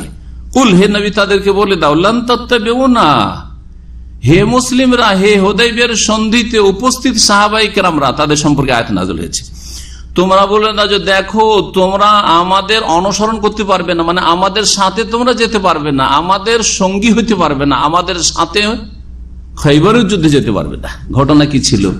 ঘটনা এই ছিল যে হুদাইবিয়ার সন্ধিতে 1400 মতো যে সাহাবায়ে কেরামগণ ছিলেন রাদিয়াল্লাহু আনহুম, গাছের তলায় নবী করিম সাল্লাল্লাহু আলাইহি ওয়াসাল্লাম যখন তাদের কাছে বায়াতে রিদওয়ান নিয়েছিলেন, তারা জিহাদের জন্য বায়াত করেছিল রাসূলুল্লাহ সাল্লাল্লাহু আলাইহি ওয়াসাল্লামের সাথে। কি জন্য? যে উসমান রাদিয়াল্লাহু তাআলা আনহুকে শহীদ করে দেওয়া হয়েছে, খবর পৌঁছেছিল, যদি এইরকমটা হয় তাহলে এর প্রতিশোধ না নিয়ে আমরা মদিনায় ফিরে যাব না। তাকে পাঠালাম দূত করে। আর এটা যুগ যুগ ধরে চলে আসছে, এটা ইসলামেরও শিক্ষা যে দূত যে কোনো সংবাদ পৌঁছাক না কেন তার ওপর কোন রকমের হাত বাড়ানো যাবে না অসৎ উদ্দেশ্যে। জি, তাকে কোন রকমের তার কোনো ক্ষয়ক্ষতি করা যাবে না। জি, এখনো দুই দেশের যুদ্ধ চলছে আর প্রতিনিধি পাঠানো হয়েছে, যা কিছু যুদ্ধের ঘোষণা করে আসছে যে কালকে থেকে তোমাদের বিরুদ্ধে যুদ্ধ, অসুবিধা নেই। ও মেসেজ পৌঁছাইতে আসছে, মেসেঞ্জার, দূত। উসমান রাদিয়াল্লাহু তাআলা আনহুকে নবী করিম সাল্লাল্লাহু আলাইহি ওয়াসাল্লাম পাঠিয়েছিলেন যে মক্কার মুশরিক, তোমার আত্মীয় স্বজন ওখানে আছে, অনেক মুশরিক আছে, তাদের সাথে কথা বলে এসো। উসমান রাদিয়াল্লাহু যেতেই তাকে ঘরে বন্দী করে রেখে দিয়েছে। ঘরে যখন একটা লোককে বন্দী করে দেওয়া হয় তখন তো গুজব একটা রটবেই যে মেরে ফেলে দেওয়া হয়েছে। তখন নবী করিম সাল্লাল্লাহু আলাইহি ওয়াসাল্লাম বায়াতে রিজওয়ান নিয়েছেন। এর দ্বারা বোঝা গেল যে নবী আলিমুল গায়ব নন। বোঝা গেল না?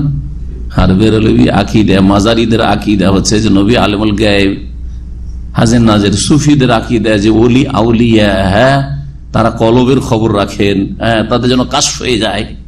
কোথায় পেলেন? তো নবীর জন্য কাশফ পেল না? যে উসমান রাদিয়াল্লাহু ঘরের মধ্যে আছে, ঘরটা কাশফ পেল না মাত্র কিছুটা দূরে হুদাইবিয়া থেকে? আশ্চর্য ধর্ম সুফিদের। তাদের বুজুর্গরা নবীর চাইতে বড় বড় গুণ রাখে, বৈশিষ্ট্য রাখে।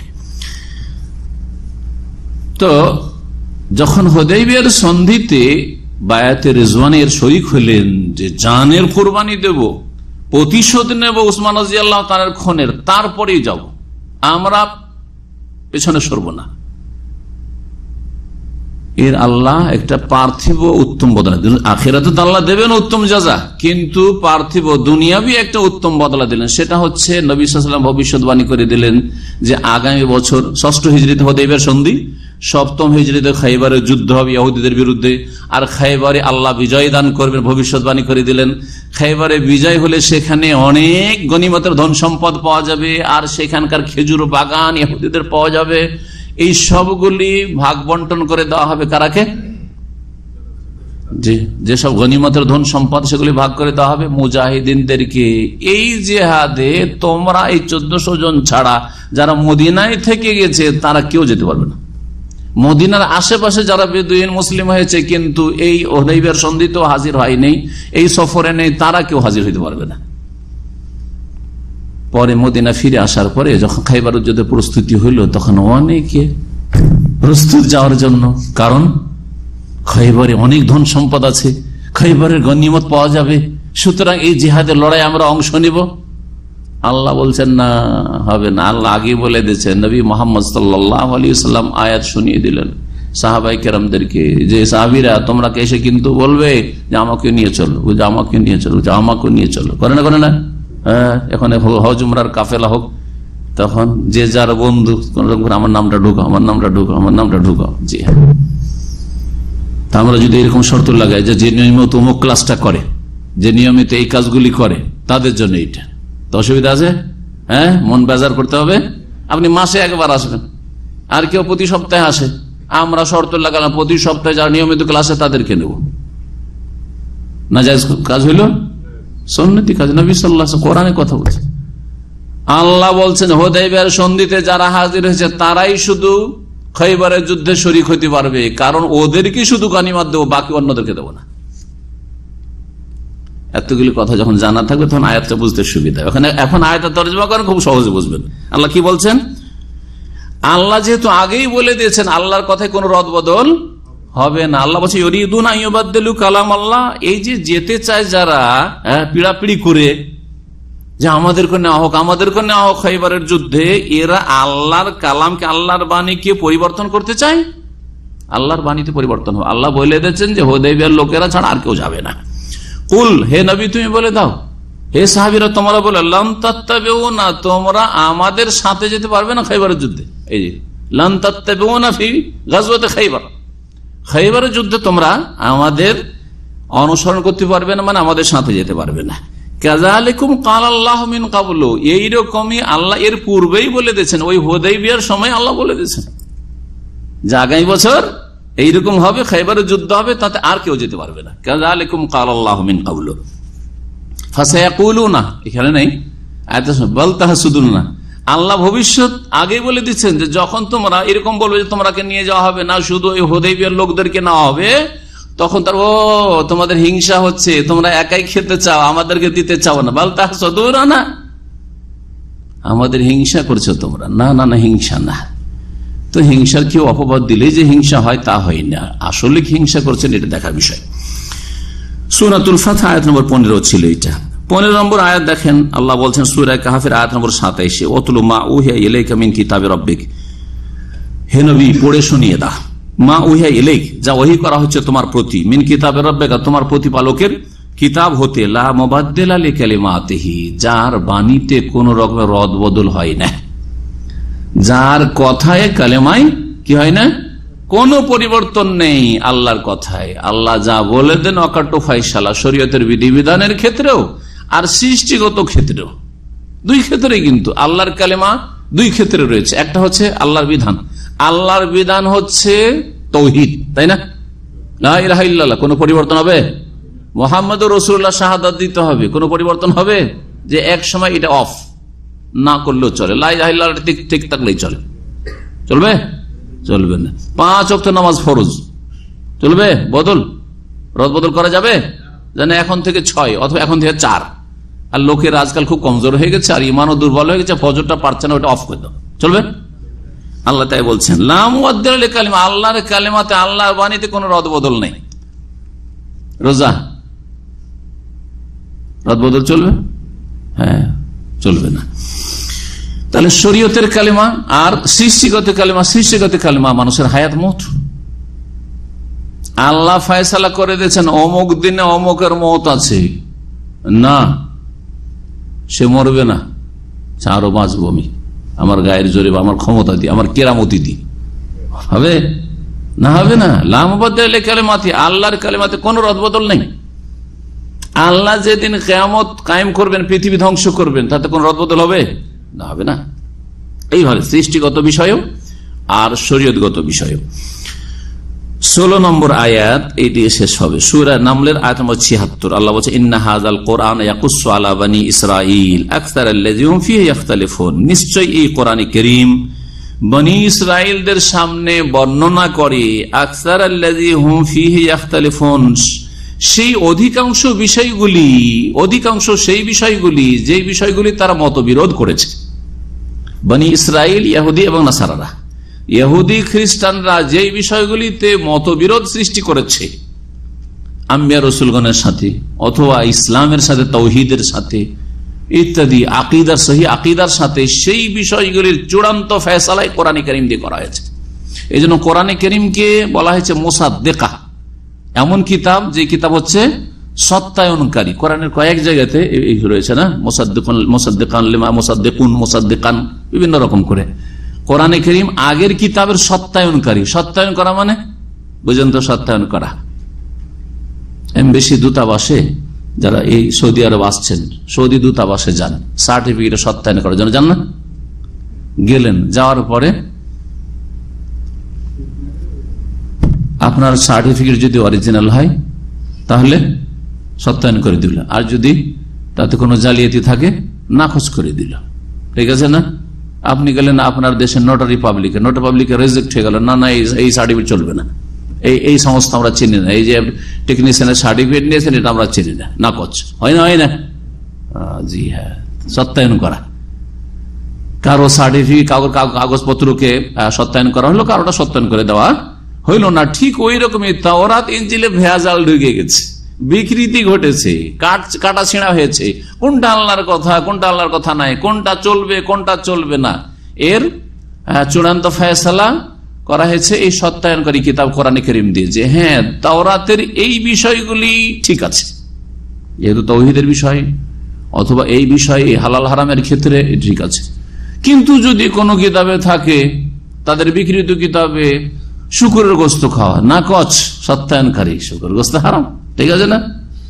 হ্যাঁ, সুদ খাওয়া যেমন ইহুদিদের কাছে, ইহুদির কাছ থেকে সুদ খাওয়া হারাম, কিন্তু ইহুদি যদি অন্য কোনো জাতির কাছ থেকে সুদ খায় তাহলে সেটা জায়েজ। এটা হচ্ছে ইহুদি ধর্ম।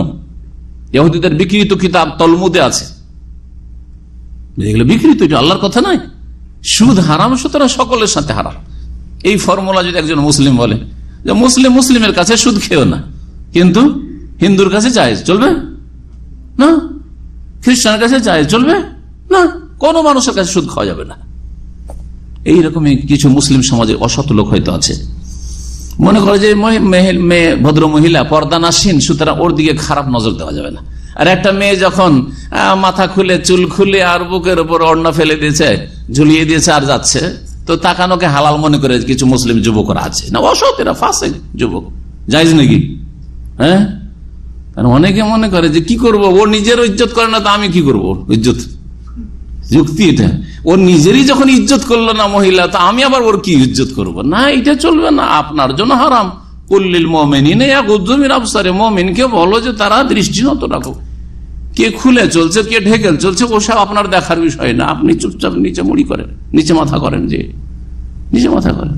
কোরআনে কারীম যেই বিষয়গুলিতে বনি ইসরাইল, ইহুদি খ্রিস্টানরা মতবিরোধ করেছে, সেই বিষয়গুলি বর্ণনা করেছে বিশেষভাবে। সুতরাং এক দুটি উদাহরণ দিই। কোরআনে কারীম বলছে তাওহীদের কথা, হ্যাঁ, খ্রিস্টানরা বলছে তাসলিস, ইন্নাল্লাহ সালিসু সালাস, আল্লাহ হচ্ছে তিন, এলার তৃতীয়। তারপরে খ্রিস্টানদের আরেক দ্বারা বলছে যে ঈসা আলাইহিস সালাম আল্লাহর পুত্র, হ্যাঁ, পুত্র, আল্লাহর পুত্র। ইহুদিরা বলছে ওজাইর আল্লাহর পুত্র। কোরআন কি বলছে? মাত্তাখাযা আল্লাহু মিন ওয়ালাদিন, আল্লাহ কোন সন্তান গ্রহণ করেননি।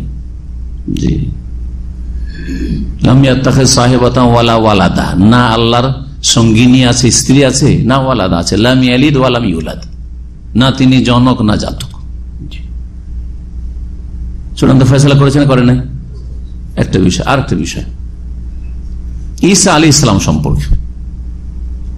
ইহুদিরা বলে যে ঈসা আলাইহিস সালাম যার সন্তান, কারণ তার মার বিয়ে হয়নি আর জন্মে গেল, তাহলে কি ইহুদিদের কাছে যার সন্তান? নাউজুবিল্লাহ। এইদিকে দিল ডুবিয়ে ইহুদিরা লাআনাহুমুল্লাহ, আর খ্রিস্টানরা উঠাতে উঠাতে বললো যে ঈসা যেমন তেমন না, ইবনুল্লাহ, আল্লাহর পুত্র। দিল নামিয়ে এরা, আর এরা দিল উঠায়। ইসলাম দিনুন ওয়াসাত, ওয়াকাযালিকা জাআলনাকুম উম্মাতান ওয়াসাতা। ঈসা আলাইহিস সালাম সবচাইতে সৎ ব্যক্তি এবং সতী নারীর পেট থেকে ভূমিষ্ঠ হয়েছে। ইসলাম শিখালে সূরা মারিয়াম পড়ে শুনিয়ে দেন খ্রিস্টানদেরকে যে ঈসা আলাইহিস সালাম সম্পর্কে, মারিয়াম আলাইহিস সালাম সম্পর্কে কি শ্রদ্ধা আর কি সম্মান আমরা রাখি, যে শ্রদ্ধা সম্মান তারাই জানে না। তবে তিনি আল্লাহর বান্দা। কি? আল্লাহর বান্দা, আল্লাহর পুত্র না, উঠাইবেন না উপরে। জি, লা তুতরুনি, আমাকে বাড়ায়ও না, নবী কারীম সাল্লাল্লাহু আলাইহি ওয়াসাল্লাম বলছেন। কামা আতরাতিন নাসারা ঈসা ইবনে মারইয়াম, যেমন খ্রিস্টানরা মারিয়াম পুত্র ঈসাকে বাড়িয়েছে। ইন্নামা আনা আবদুন, আমি হচ্ছে দাস, আমি গোলাম। ফাকুলু, সুতরাং তোমরা বলবে আব্দুল্লাহ ওয়া রাসূল, মুহাম্মদ সাল্লাল্লাহু আলাইহি ওয়াসাল্লামকে আল্লাহর বান্দা এবং রাসূল। ওই রকম ঈসা আলাইহিস সালাম আব্দুল্লাহ ওয়া রাসূলুহু ওয়া কালিমাতুহু আলকাহা ইলা মারইয়াম ওয়া রূহুম মিনহু, আল্লাহর পক্ষ থেকে স্পেশাল রূহ, স্পেশাল আল্লাহর বাণী। কথার মধ্যে কোন দিয়ে আল্লাহ সৃষ্টি করেছেন, বাপ ছিল না কিন্তু কোন দিয়ে তার মা গর্ভধারণ করেছে এবং তিনি হালাল সন্তান, নেক সন্তান। জি হ্যাঁ, দেখলেন তাহলে তো কোরআন কি করলো? হক এবং বাতিলের মাঝে যে মতবিরোধ করেছে খ্রিস্টান আর ইহুদিরা, তার মাঝে চূড়ান্ত ফয়সালা করে ইয়াকুসু আলা বানি ইসরাইল আকসারাল্লাযী হুম ফীহি ইখতালিফুন। আয়াতগুলি দ্বারা কি প্রমাণ করা হলো? সবগুলি আয়াত দিয়ে যে আল্লাহ কথা বলেছেন, কোরআন কারীম আল্লাহর কালাম এবং তার আগের কিতাবগুলিও আল্লাহর বাণী, এবং আল্লাহ রাব্বুল আলামিন কথা বলেছেন, সর্বদা কথা বলেন, যখন তার ইচ্ছা তিনি কথা বলেন এবং কথা বলবেন যখন ইচ্ছা তিনি কথা বলবেন। শেষ শোনাই আল্লামা শেখ সালেহ ফজল হাফিজাহুল্লাহ এই চ্যাপ্টারে যে কথাগুলি শেষখানে বলেছেন ওয়ায়ুস্তাফাদু মিন মাজমুইল আয়াত আল্লাতী সাকাহাল মুআল্লিফ। লেখক শাইখুল ইসলাম ইবনে তাইমিয়া রাহিমাহুল্লাহ যে আয়াতগুলি নিয়ে এসেছেন, সবগুলি আয়াত থেকে যা উপকৃত হইলাম বা যা জানলাম তা হচ্ছে ইসবাতুল কালাম লিল্লাহ, আল্লাহর জন্য কথার বাণীর প্রমাণ। ওয়া মাযহাবু আহলি সুন্নাত ওয়াল জামাআহ ইসবাতু মা দাল্লা আলাইহিল কিতাব ওয়াস সুন্নাহ, এবং আহলে সুন্নাত ওয়াল জামাতের মাযহাব হচ্ছে যা কোরআন এবং সুন্নাহ প্রমাণ করে, কোরআন এবং হাদিস প্রমাণ করে তা সাব্যস্ত করা। কি মিন আন্নাল্লাহ মওসুফুন বিল কালামি, যে আল্লাহ রাব্বুল আলামিনের কথা বলার বৈশিষ্ট্য রয়েছে। ওয়া কালামুহু সুবহানাহু মিন সিফাতিহি, এবং আল্লাহ সুবহানাহু ওয়া তাআলার কথা হচ্ছে তার গুণ। কথা হচ্ছে কি গুণ? মিন সিফাতিহি যাতিয়াতি, সত্তাগত গুণ। সত্তাগত গুণ কেন? লিকিয়ামিহি বিহি, কারণ আল্লাহর বাণী তার সাথে সম্পৃক্ত, আল্লাহ সর্বদা কথা বলার ক্ষমতা রাখেন, তো গুণ হলো না, জাতি গুণ হলো। তাহলে যেমন হায়াত, আল্লাহর হায়াত আছে না নেই? আল হাই, চিরঞ্জীব, সবসময় হায়াত আছে।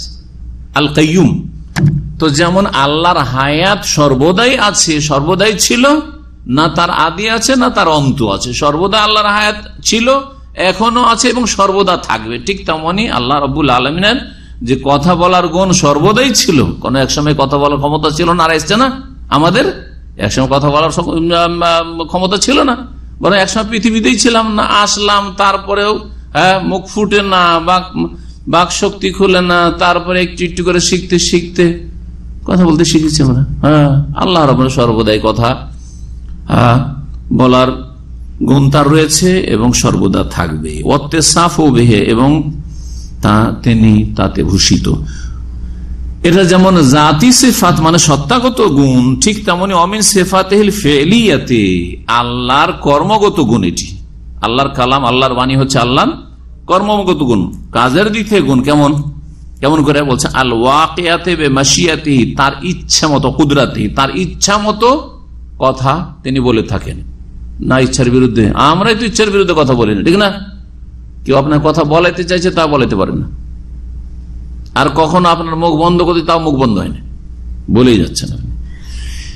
তো আল্লাহ তার ইচ্ছা মতো কথা বলেন, এই জন্য সেফাতে ফেলিয়াও কর্মগত সেফাত, ও কুদরাতি, এবং তিনি তার ক্ষমতায় কথা বলেন। জি, তার কথা বলার ক্ষমতা, যখন তিনি এই ক্ষমতার প্রয়োগ করেন তখন কথা বলেন। ফায়াতাকাল্লামু ইযা শাআ, যখন চান তিনি কথা বলেন। কাইফা শাআ, যেইভাবে চান। বেমা শাআ, যেই বিষয়ে চান। ওয়ালাম ইয়াজাল মুতাকাল্লিমান, আর সর্বদাই তিনি কথা বলার ক্ষমতা রাখেন। ওয়ালা ইয়াজাল মুতাকাল্লিমান, আর এবং সর্বদাই তিনি কথা বলার ক্ষমতা রাখবেন, সবসময় আছে, সবসময় কথা বলে। এর আগে কথা বলেছেন, সর্বদাই কথা বলেছেন, আর সর্বদা কথা বলার ক্ষমতা আল্লাহর আছে। তিনি কোনো বান্দার সাথে কথা বলবেন না নবী ছাড়া, এটাও মনে রাখেন। এই নয় যে কথা বলার আল্লাহর সর্বদা তার কথা বলার ক্ষমতা আছে, মানে এই নয় যে ওলি আউলিয়ার সাথে কথা বলছেন। যেমন সুফিদের এরকম দাবি, এক সুফি আসলো আর হাদিসের দর্শ চলছে কোন বড় ইমামের, আর আসার পরে উপহাস করছে, তোমরা হাদ্দাসানা হাদ্দাসানা হাদ্দাসানা, আমি আমাকে হাদিস বয়ান করেছে, অমুক আমাকে হাদিস বয়ান করেছে, তোমার মানুষের কাছ থেকে কথা নিচ্ছ, আমি তো হাদ্দাসানিল্লাহ, আমি সরাসরি আল্লাহর সাথে কথা বলছি। এগুলো হলো পীরদের ধর্ম। তুইতে ধরবো না, নবী রসুল ছাড়া কারো সাথে আল্লাহ কথা বলেন না, এটাও মনে রাখবেন। নবী রসুল ছাড়া ফেরেশতা মালায়েকা এবং তার মানুষের মধ্যে নবী রসুল ছাড়া কারো সাথে কথা, মা কানা লিবাশারিন আইয়ুকাল্লিমাহুল্লাহু ইল্লা ওয়াহয়ান আও মিন ওয়ারাই হিজাব আও ইউরসিলা রাসূলান ফায়ুহিয়া বিইذনিহি মা ইয়াশা। নবী রসুল ছাড়া কারো সাথে আল্লাহ কথা বলেন। লিআন্নাহু লাম ইয়াজাল ওয়া লা ইয়াজালু কামিলান, কারণ আল্লাহ সর্বদাই পূর্ণ এবং সর্বদা পূর্ণ থাকবে, সর্বদা পূর্ণ ছিলেন এবং সর্বদা পূর্ণ থাকবেন। ওয়াল কালামু মিন সিফাতিল কামাল, আর কথা বলা পূর্ণতার গুণ না ঘাটতির গুণ? একজন মানুষ কথা বলতে পারে আর সুন্দর কথা বলতে পারে, আর একজন লোক কথা বলতে পারে না, বোবা। আর একজন কথা বলতে পারে কিন্তু থেমে থেমে, তোতলা জবানে আড়। কোনটাকে বলবেন যে পারফেক্ট? হ্যাঁ, সুন্দর করে কথা বলতে পারে, ঠিক না? তাহলে বোঝা গেল যে কথা বলা হচ্ছে পূর্ণতার গুণ, আর আল্লাহর জন্য সমস্ত পূর্ণতার গুণ রয়েছে। আল্লাহর জন্য যতগুলি ভালো গুণ আছে সবচেয়ে পূর্ণভাবে রয়েছে আল্লাহ রাব্বুল আলামিন। সুতরাং আল্লাহ আর জন্য কালাম আল্লাহর গুণ, জাতি গুণ আর ফেলি গুণ, দুই রকম। আর তারপরে কোরআন এবং হাদিস দলিল যে আল্লাহ নিজেকে এই গুণে গুণান্বিত করেছেন যে আমি কথা বলি। ওয়াসাফাহু বিহি রাসূলুহু, এবং রাসূল সাল্লাল্লাহু আলাইহি ওয়াসাল্লাম বলেছেন যে আল্লাহ কথা বলেন, হাদিসও রয়েছে। ওয়াসায়াতি যিকরু মাযহাবিল মুখালিফিন ফি হাযিহিল মাসআলাতি মা রাদ্দি আলাইহি ইনশাআল্লাহ তাআলা। এতক্ষণ পর্যন্ত ইতিবাচক আলোচনা হইল, কিন্তু ইঙ্গিত যে করেছিলাম বেশ কিছু বাতিল ফিরকা রয়েছে, জাহমিয়া, মুতাজিলা, তারপরে আশাইরা, কুল্লাবিয়া। এই দলগুলি আল্লাহর বাণী সম্পর্কে বিভ্রান্তির শিকার